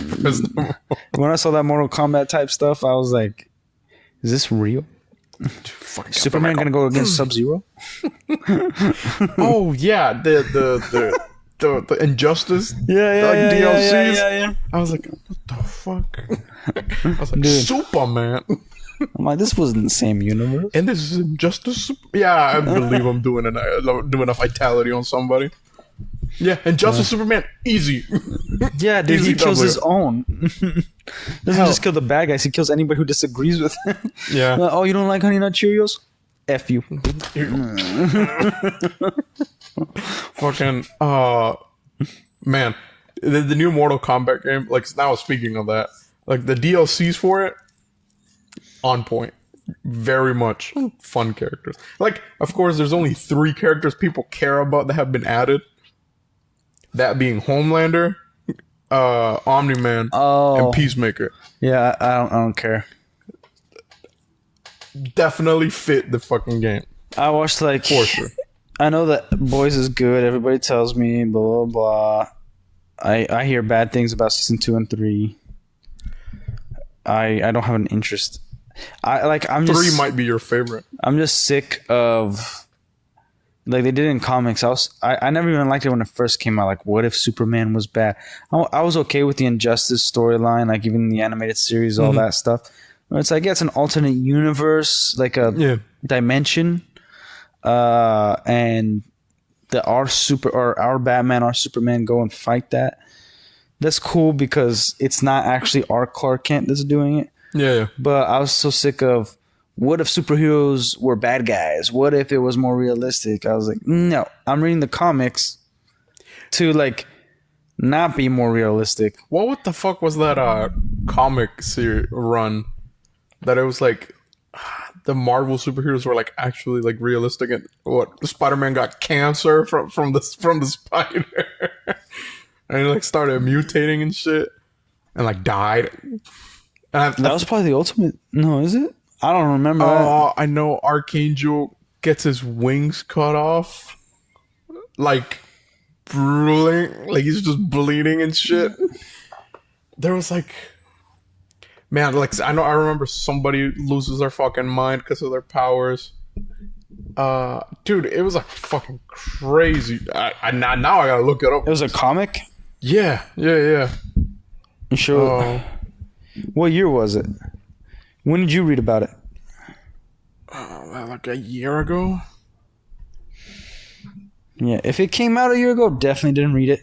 But if it came out a while ago, at least like early 2000s, I probably read it. You know, like 2015 is like kind of when I stopped reading comics consistently, especially after The Force Awakens, because I would like buy. At that point, I was really into Star Wars. I would still buy a Star Wars comic and a book, but then I'd like go grab a Batman comic or a Spider-Man comic. Definitely Daredevil. I'm still gonna try to get the omnibus for Frank Miller's Daredevil. I'm just like reading that big old thing. Have you ever read Frank Miller's Daredevil? No, like I said, I haven't read. Dude, I'll get it for you. I'll get it for you. You'll love it. It's the best. Did you find the stupid comic? Dude, I cannot find it for the life of me. And then forget about it, man. No. We ain't gonna find it. Just like I couldn't find the Captain America suit, which I still have to show you. I'll show you after this ends. But yeah, man. Oh, and in other news, we've talked about The Hunt for Gollum, I think, on the first episode of the show. Oh, by the way, we're thinking of naming the show The Fandom Coliseum, but we're not quite settled on the name yet. But The Hunt for Gollum, I was going to tell you, you found it? You found the comic? Yeah, I still don't know what it's called, but I remember seeing this panel a long time ago. Yeah, send it to me and I'll figure it out. Cool. Not right now, but later. Yeah. No, okay, so I was thinking about the movie that's going to come out, you know, directed by Andy Serkis, produced by Peter Jackson. The Hunt for Gollum. Yeah. Two things, right? If they bring back Ian McKellen, which he said that if he's still alive, he would come back and do the role. Yeah. If they bring him back, I need Viggo Mortensen as Aragorn. We have the aging technology. He still looks pretty good. He handles himself well in his roles. I don't think he really moves like an old man yet. And even if he does some training, some exercise, you know, a good 6 months of training, gets him right back on the horse, DH him a little bit. Yeah. That I'll be 100% cool with. Yeah. I can agree. If you bring back Ian McKellen and Viggo Mortensen isn't Aragorn, I don't really want to watch it. I was thinking of all the reasons I wouldn't want to watch it. Studio involvement and Viggo Mortensen is the only two for me. And now, a couple of things that do need to happen. Because also the other thing was, like, why are we getting this movie? Like, do we need it? No, we don't need this movie. Yeah, no. Like, we already know the end. We know the beginning of Gollum's story. We know the end of Gollum and Smeagol. We know that. Yeah. Right? Now, they're going to have to go through the notes because you get like a paragraph in the book of what it is, but you get some detailed notes of how he was tortured for a few years, 17 years. Now, one benefit that the Hunt for Gollum movie would have is if they bring back the original actors and they're able to fit it in, because I was watching Fellowship of the Ring yesterday. Yeah. And Gandalf says, I looked everywhere for the creature Gollum, but the enemy found him first. Then that says that, like, maybe you don't get the interrogation scene where Gandalf interrogates Gollum in the woodland realm, the elves, Thranduil's place, kingdom. Mirkwood? Yeah, Mirkwood, yeah. Maybe you don't get that interrogation scene, which we don't really need, because we already got like this confirmation, because how it's described as him interrogating Gollum was just him like Gandalf confirming his suspicions about the ring. Yeah. Now, they would have to solidify the 17 years or 20 years it took to hunt Gollum. Because then that means, like, officially, the movie will have the Fellowship of the Ring will have the official timeline of Bilbo leaving the birthday, and then when they get to Rivendell, it's like close to 18 years. Yeah. Because one thing always bothers me within the movie fandom, they're like, nope, it's only a year. And then people like me were like, okay, well, the ring preserved Bilbo's life, right? Yeah. Like, and it gave Gollum unnatural long life. There's two distinctions, but regardless, as soon as the ring is away from him, Bilbo doesn't start aging rapidly. Yeah. Now his aging becomes normal again. Yeah. So now when we see him that old, like, yeah, it's been a long time. And then from there to the end of Return of the King, where it's been like 5 years between that, and he's like really, really old. Yeah, I believe in those 5 years he got to that old. Yeah. To that age, right? Where he looks like he can't even remember that Frodo went on a journey to destroy the ring and all that stuff. But I hate that, like, oh no, it was only a year. That's one of the reasons why the movies are worse than the books. Like, no, like, it's not been only a year. Yeah. They don't say it, and they keep it very non-conspicuous. And even in the books, it says that Frodo kept a tween-like appearance, even at age 50. Because his birthday is with Bilbo. Like, he was celebrating his 30th birthday when Bilbo was celebrating his 111th. And then by the time he leaves the Shire, he's like 50 or so. I think it was 33rd birthday. Yeah. Right? And I totally believe, like, Gandalf left and didn't come back. Maybe he came back every now and then. But from the movies, is like he left there and then didn't come back after 17 years. Yeah. Right? Which then that would be a problem in the Hunt for Gollum movie, because Gandalf keeps leaving Aragorn to go do other things. Yeah, he does. Right? He leaves quite a few times, actually. But in actual lore, Sauron gets Gollum before Aragorn does, and tortures him for a few years. Yeah. And Gollum stays outside the Black Gates, waits for Gollum to appear, and then he starts hunting him, and then captures him.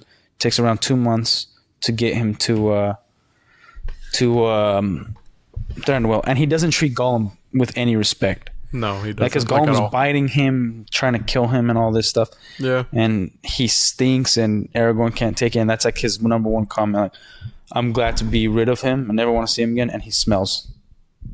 And he was afraid that they were gonna get caught because of all the noises that Gollum made, and they referenced that in Two Towers when Sam was like, "Every orc in Mordor is gonna hear this racket."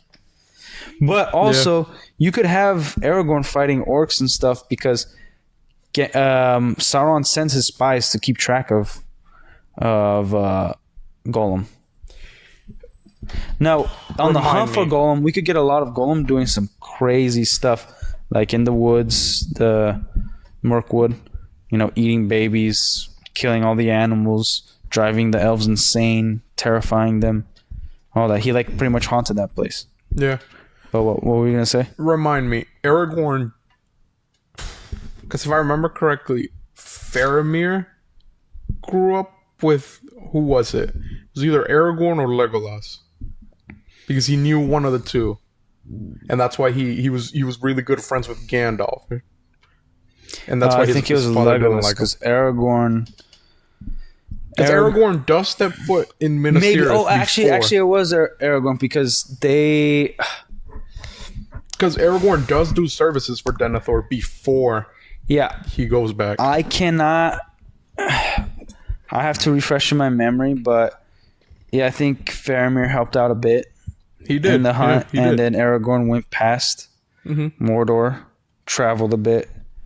But it might have been Aragorn, but I can't like again. My memory sucks.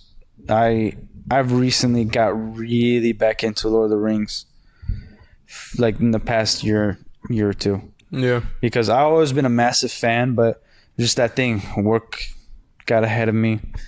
You know, got kids, all that stuff. Yeah. You know, life happens. And it's only recent, probably the past year or so, I've been really diving into comics again, nerd stuff, and I'm like, I want to talk about this stuff. It's the reason for this show. Yeah. But yeah, I need to be back up again because I don't even know. The notes are on the Silmarillion, right? It's either the Silmarillion or the Unfinished Tales. Might be the Unfinished Tales. Come up because I've read them, but because the Hunt for Gollum, I think to give the 17 years, it would be like. I wonder how it would be. Like, is Gollum gonna be the main character? Because then it's gonna be a very. That would be a really weird series. It would be a kind of a weird movie. Like, I don't want to see Gollum the whole time on screen. I think it'll definitely be based on Aragorn, for sure. Yeah, I'd be okay with that. I'd be okay with basing off Aragorn and then like it would make the most sense because Gandalf gives them the mission and then they go together. Yeah. And because then he leaves. The Fellowship, Two Towers, and Return of the King. One of the reasons why they are such good movies is because we're not following one main character. We're following the entire Fellowship individually, and it feels like everybody gets enough screen time. I would like to see though is it's called The Hunt for Gollum, right? But I would like to see an episode, right, based on Aragorn, how he gets the mission from Gandalf, right? They go together. When Gandalf leaves, like maybe the next episode based on Aragorn, right? But I would like to see a series. Yeah, but I would like because it's a movie. I think it's gonna be a movie. I don't know because if it's a series, I would love to see the next episode be like, oh, what was Gandalf doing throughout this? Yeah. And then back to Aragorn, and then maybe like another episode they'll like reunite because he comes back God knows how many times. Yeah, and they would have to talk about it's like 4 or 5 times because also like it makes sense. You're not gonna find the person you're looking for when there's no phones. Yeah, and waste like you're not. You have to learn how to track. You have to talk to people. Yeah, but like they would have to reference how long it's been since we've seen each other. Like a year. Like from last time we saw each other, it's been this long. He might be out in these parts. If anything, stuff like that. I wouldn't be too upset if they did like the general movie trope where they'll put like a date up at like some corner. Oh yeah, like if it's an episode, if it's a series, then like in the beginning of each episode it says like what the date is. Yeah, or like it shows the character doing whatever, and then just like a piece of parchment like unrolls. Yeah. Date. Well, like they kind of even did that with the movies. Like you get a little bit of story, like a monologuing, and then it shows like the music. Then Fellowship of the Ring. Yeah. Two Towers, Return of the King. Yeah. Like after a little bit, the movie's already started. You get that. So yeah, I'm fine with that. Yeah. If it's a movie, that'll also be a crazy long movie. Again, I think the best thing that Peter Jackson should do is direct Baron and Luthien. You do not need anybody, all new actors. Yeah. New cast and like not new crew, but completely new cast. We get to see Morgoth, right? Like, yeah. We can even like add things about the Valar and the Undying Lands and why the elves were saved and taken to the Undying Lands, and now that became their lands and all that stuff. We can get a lot from just that story, and it could be 2 movies. It could even be 3. And I know that's like sacrilege to say because everybody's like, no, The Hobbit doesn't need 3 movies. Like, you can make 3 movies. You can. Out of Baron and Luthien? Yeah, you can. 100%. There's no good stopping point. So like that's the thing. It would have to come down to creativity, kind of like I know it's not in the books in the Hobbit trilogy. Them finding the necromancer, which is Sauron. You know, the Saruman, Elrond, Galadriel, and Gandalf. I thought it was awesome. Oh yeah, I loved seeing it. I know that we don't like even the Hobbit. We barely get to know what Gandalf is actually doing. He just leaves and that's it. Yeah, and then he comes back. But I'm cool with that creative liberty, where it's like, you know what, during this time, what are they doing? Maybe they talk about something in reference to a different book, or you know, we get that cool down time instead of action and story and like all these things keep happening. Like we get the relaxing time in between, right? Yeah. Like, cause one thing, like if you look at the first, like people ridicule the three movies of The Hobbit, and they should be ridiculed. And everybody says, "Oh, two movies is all you need." No, I still think you need 3 movies. Make the Battle 5 Army shorter, but add some of the first movie into the second movie, because we need to get to know the dwarves on an individual level, so that we can have bigger emotional payoffs, bigger connection. Yeah. Take away the love triangle. Make Legolas a little more stoic, but give him some more. If you're gonna have Legolas in the story, give him some more like depth to him. He's a very one-dimensional character in this movie. It's all like in The Hobbit, right? But like make it like, you know, he cares for her, but he doesn't really. That's not what he thinks. Like he doesn't really love. He wants to get with her. You know what I mean? Like just make him more of a character. Yeah. Because he is, I would say, probably out of the whole Fellowship, Legolas is the most. Meh. Well, I wouldn't say unlikable. He's likable, but like, if you told me out of everybody in the Fellowship, he's your favorite, I would need a reason why. Yeah. Like if you told me, oh, even not of the Fellowship, like King Theoden is my favorite character in the movies, I'll be like, yeah, I get it. Why? I get why. You know, Gimli's my favorite character. Yeah, I get that. But then, and like, give me, if you're saying like Pippin is my favorite, I can in my head see why. But if you tell me why Legolas is your favorite, I need to know your personal reason why Legolas is your favorite. Denethor is my favorite character because I appreciate one of my sons more than the other. No, but yeah, you know, like, and it'd be cool if, what would also be cool in the Hunt for Gollum, if we do get a scene of Aragorn, like, going to Denethor. We don't even need Denethor in the scene, but maybe he walks by a room and we see a Palantir. Yeah. Because then it's like, then they maybe talk about it, like maybe somebody else talks about like we should look for the Palantirs so we could communicate. You know, maybe some elf talking to Elrond or Galadriel or something like that, where we get like, but we must be careful because if we don't find all of them, it's going to start corrupting, because we don't know what kind of darkness might have the Palantir. Yeah. You know, like, yeah, and then it could be like reference to like, yeah, it could even make fathers hate their sons and mothers abandon their children. So, like lines like that where it would be like, oh, okay, now, like it's still a problem for the movie, but then as a whole of a collection of movies, it explains why Denethor was such a freaking dirtbag to Faramir. He also was like that to Faramir even before the Palantir. No, because he didn't trust the wizards. And he didn't like He was tough on Faramir, but he was a very loving father. No, yeah, but he also didn't trust the wizards, and he didn't approve or like very much that Faramir was so attached to Gandalf. Yeah. Did not like it at all.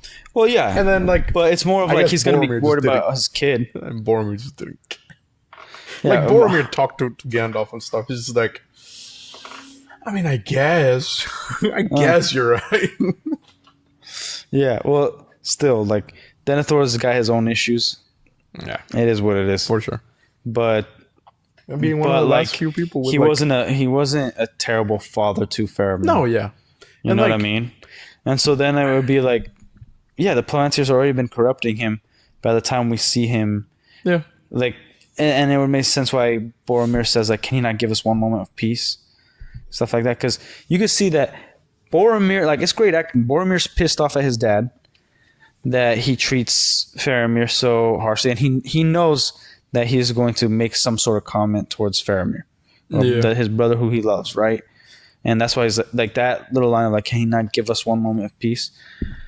And then it shows Faramir's need and want to please his dad. Like, I just want you to be proud of me. I want you to be happy. Yeah. You know? And then he says like I'm going to give it to who I trust. And you know, him disparaging Faramir, like, I know his uses and his uses are few. Like, don't trouble me with your brother, stuff like that. Mm-hmm. And it's like, damn, like, you're a terrible father. But then it's like, okay, if we get in the hunt for Gollum, it could be a little thing sprinkled in there that could give us, because if we're hunting Gollum the whole time, man, that's gonna be gonna be a rough movie. It's gonna be a rough movie. Like, we're in the woods the entire time. Yeah. Like, that was the Fellowship. We got breaks, right? We got a lot of happiness in the beginning. Like, it would be cool to see like Gandalf leaving the Shire, like out of Bilbo's house after he talks to Frodo. Like, maybe even add that scene in there of when he says like, but you've only just arrived. I don't understand. He says, neither do I. And then he just walks out. And then he's like, grabs his horse and everything, and he's in a panic in the dark. Yeah. And then when he rides to Minas Tirith? Not directly, no. Yeah. I think he rides to maybe Saruman, I mean. And he goes to Minas Tirith to read. Directly? Yeah, to read the library. Because they're like the oldest collection of knowledge from Middle Earth. No, in the Hunt for Gollum, I don't think it goes directly to Minas Tirith. I remember him doing so. Because I think he only goes to Saruman after. Yeah, but then Saruman confirms that the ring is lost to Gandalf, right? Because got swept out at sea, went down the river and got swept out at sea, and then he was alright with that. But that was only after they hunted for Gollum. I need to see it. Like, probably, I need to see if Men of the West did a video of it, because I trust his knowledge on it. If he didn't, then I'm not gonna go to Nerd of the Rings. They lost me when he's like, Rings of Power is so great. He went to the whole Amazon. Like, before the Rings of Power came out, he went to the Amazon premiere thing. The Amazon invited very few YouTubers, like 30 of them. Yeah, I remember that. And then he watched the first episode. And he was telling everybody, it's going to be great. It's amazing. They captured Tolkien, blah, blah, blah, blah. And then we watched it and we're like, dude, what the F were you talking about? This sucked. But, yeah. I need to... And it's in the notes. It's not fresh on my mind, the Hunt for Gollum. But I do remember very key things about, like, Sauron looking at Gollum and seeing that, like, how far gone he is. That really stuck out to me, you know. Mm-hmm. And the ring has, like, got such a hold on him that not even Sauron can break that hold. Yeah. Yeah, but I think they would have to find a way to solidify. Yeah, he goes straight to Minas Tirith. Because I think it would be a massive mistake if it just took a year to hunt for Gollum. Yeah. Yeah, if they do that, then it's like, well, now you ruin some of the magic that Fellowship already had. That we got like a non-conspicuous timeline between the Shire and Bilbo, which I believe is 17 years. The Hunt for Gollum can ruin that if they're like, no, this was a span of a year. Yeah. Like, Yeah. Yeah, because Gandalf does extensive research on the ring. Yeah, you see it all. You see all these scrolls and everything. Like, you can't read half of that in a month. Like, you got... Yeah, he spends years in the Library of Minas Tirith. Yeah, so like, that's what we need. The entire time, it's just like, he's looking for something to bring me down. He's looking for something. Yeah, he's like tweaking in his own little corner. Yeah. Yeah, that would be... And like, is the actor for Denethor still alive? I think he's so. Dead, man. Maybe. I think he's dead, man. I don't know. Because he looked old in the freaking thing. He probably looks decrepit at this point. I don't know. Like, if he's still alive, cool. Love to see him. Like, obviously, Ian McKellen looked different in The Hobbit versus the He's alive. Fellowship. Yeah. Like, with the technology now, the main issue with any actor would just be a weight issue. Because we got the technology to make everybody look younger or older if we wanted to. Oh, he still looks almost the exact same as he did. Awesome, then put him in there. He's still alive. I would love to see a scene. Almost the same. I would love to see a scene with just him and Faramir and him being cool. Like, dude, what if we get a scene of like Boromir and Faramir and Denethor like all together, like, but they're like, at this point they're a happy family. You know what I mean? Well, their mom is already gone by then. They're gone, but like, that's not when he like started being a dick to his sons. Yeah, it was kinda. It's kind of what started it. Yeah, a little bit. He was a little harsher on him, but it was the Palantir that corrupted him and made him a terrible person. I guess. No, whatever, man. It is. I would love to see a scene with the actors of Boromir and Faramir and Denethor, where it's like, them just being happy, and then like him sending them off to like, all right, like, you need to train in this, because Boromir is what, 30 something? Like, they're gonna be teens at this age. Teens, or maybe right at the age of 20. I think Boromir's like a little older than Faramir is. Yeah, so like, what? How old are they supposed to be? Like 36 in Fellowship? I think. Yeah, so you take 17 years. They're like 19. He's like, Boromir would be like 19. Faramir would be like 15, and then you could show. Well, then you have to get different actors, I guess. But you'd have to get much younger actors, unless you want to show something like a couple months before he starts, like the actual tweaking that he gets. Yeah. Well, we could also see like towards the end of the Hunt for Gollum as well, a scene like that. But I would love to see a scene where he's just a good dad, because he's a great what? Never mind, he's 41 in Fellowship. Oh, and there you go. Be 22. Just DH Sean, whatever his name is, Sean Bean. Bean Sean. So he's, and then Faramir's 36. Yeah, so then Faramir would be... So you could still get the same actor and just make him... Faramir dies at 120 years old? Yeah. Yeah. And Gimli goes with Legolas to the Undying Lands. Yeah.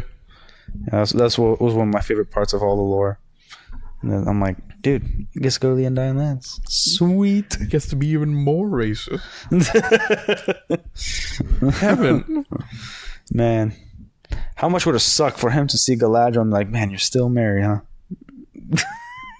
I don't know. He can be racist to her husband. I don't know. Yeah. Like, hey, Galadriel, do you have a daughter by chance? Or a son. His name is Elrond. Oh. Yeah. And like, I can... You know what would be awesome? Take the Hobbit movies and just redo scenes. Peter Jackson knows how to do it. Yeah. He can keep the same movie, because there's a lot of perfect things in there that I wouldn't change for the world. What, like Smaug's boast? Like his dialogue? Yeah, I probably wouldn't change that. I wouldn't change the scene of Galadriel conversing with Gandalf, beautiful scene. You know, like I wouldn't make. I don't know. I would just add some more of them in the Shire, like learning about the dwarves, stuff like that. You know, when they're singing and stuff like that. Yeah. You know, and then maybe when they're riding ponies, when they traded, like maybe Gandalf points like, oh, he always bets negative. Very easy to win against this guy. And then he's like, hey, what are you saying to me? Like no, nothing, just positive things. You know, something like whatever. You know, and like little jabs here and there where we just get some more of like Bomber is probably one of the most memorable because he's just super fat dwarf. It's probably one of the most memorable ones just because of his name and his design. And I found out recently, I think most of how it was designed was because they weren't trying to get Peter Jackson. It was all Guillermo del Toro was in the beginning, and then they fired him and then brought in Peter Jackson. Yeah. Which I would have been cool with Guillermo del Toro partnering with Peter Jackson. Yeah. Like, he's an eccentric guy, but he does some good stuff, man. Pan's Labyrinth, for sure. That's creepy as hell. Yeah. It delivers. It delivers, yeah, but I'm like... I would be convinced if he ever did an Alice in the Wonderland by himself. Yeah, he did a recent Pinocchio, which was a little weird.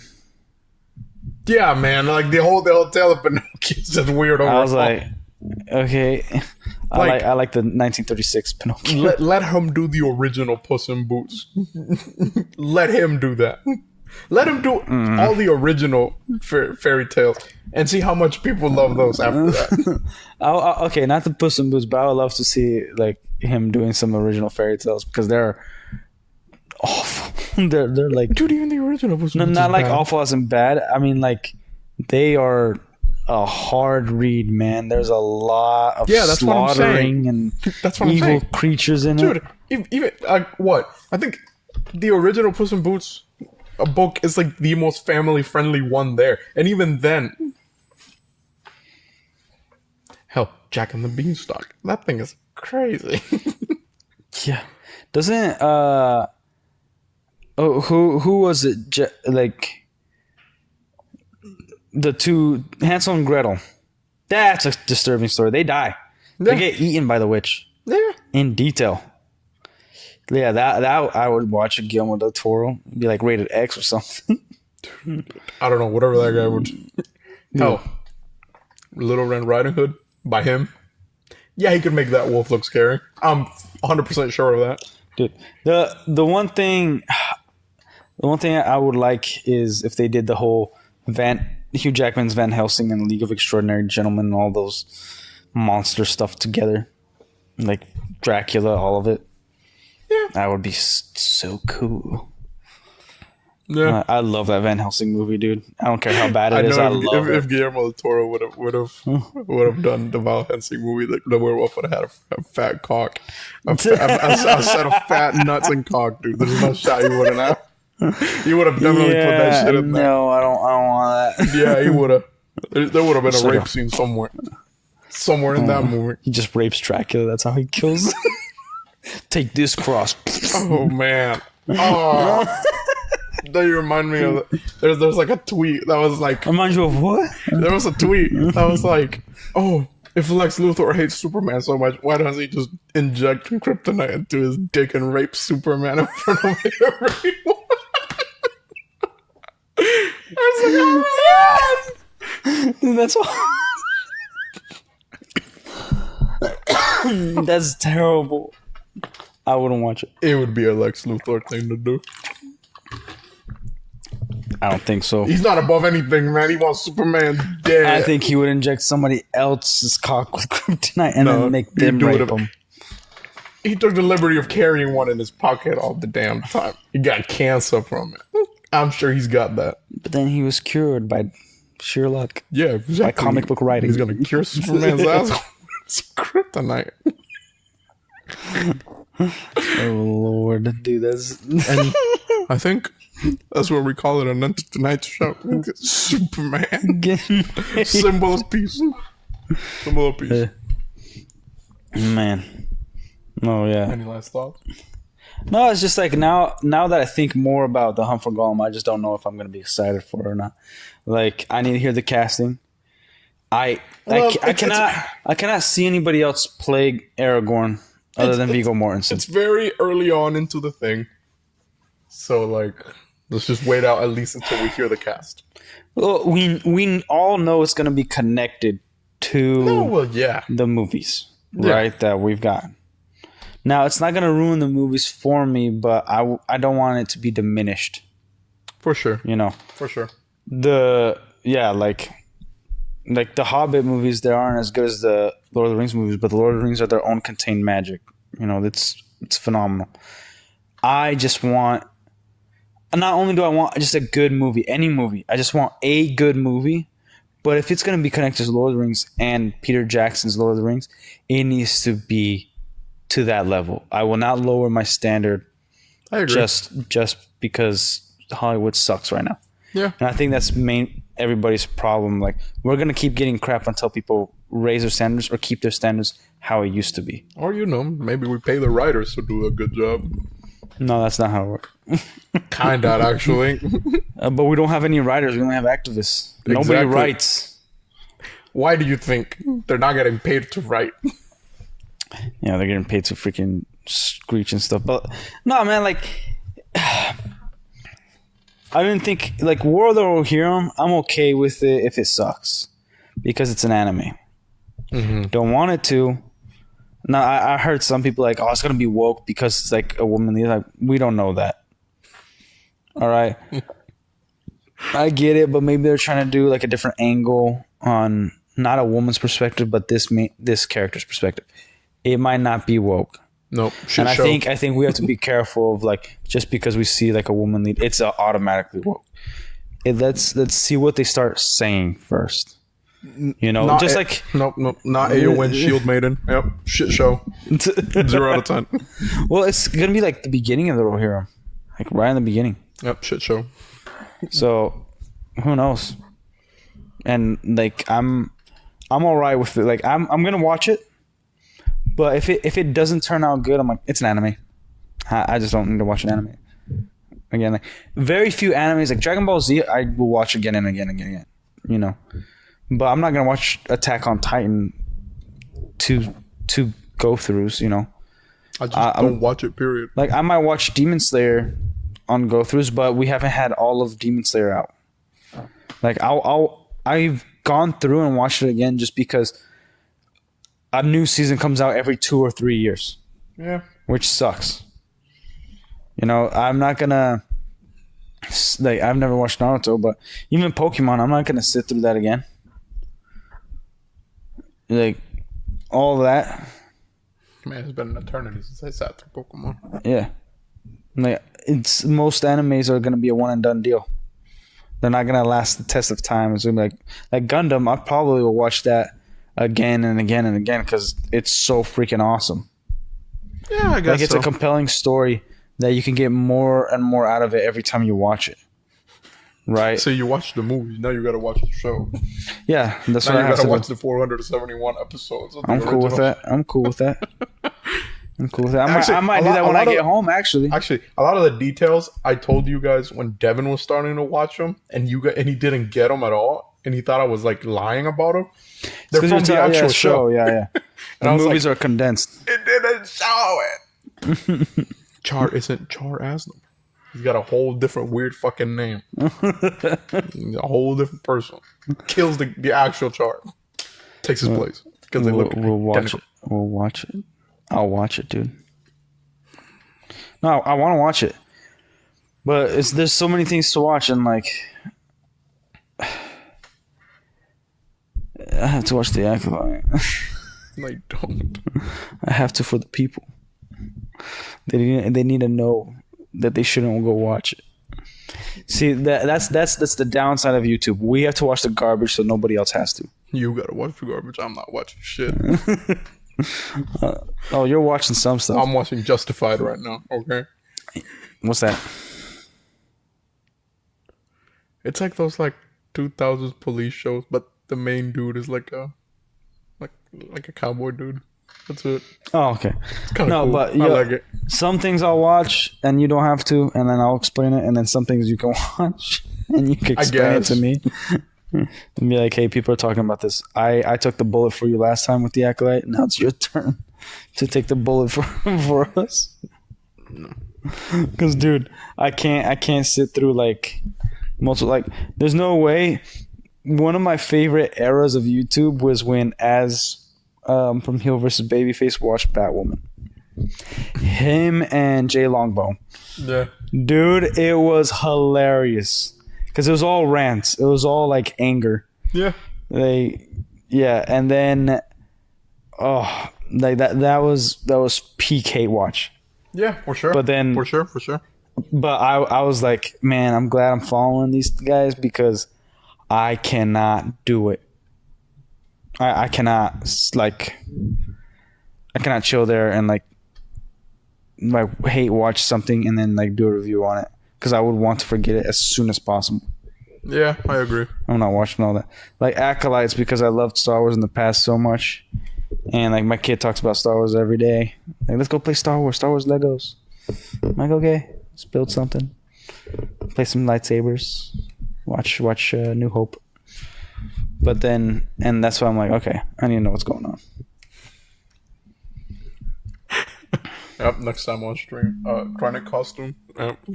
Next time on stream, Gabriel's in the emergency room. Next time on stream, there's only one host because of a promise. Because of a promise? I keep my promise. I keep my word. Yeah, I might not be here. No, but shout out to Douchebag Eddie. He did not show up. He was supposed to be our special guest today. What a bitch. Yeah, and he just left us hang to dry. Yep. He was even here when we were setting up, but no. Well, family emergency. I can understand that for sure. Stuff. He didn't say it was an emergency. He just said he has family stuff. He explained it to me. It's an emergency. Whatever, man. We shall see you guys on the next one, if ever. Maybe a better camera next time. I don't know. Maybe I won't have to reach over the table. Yeah. We're actually going to get a better camera. Peace out.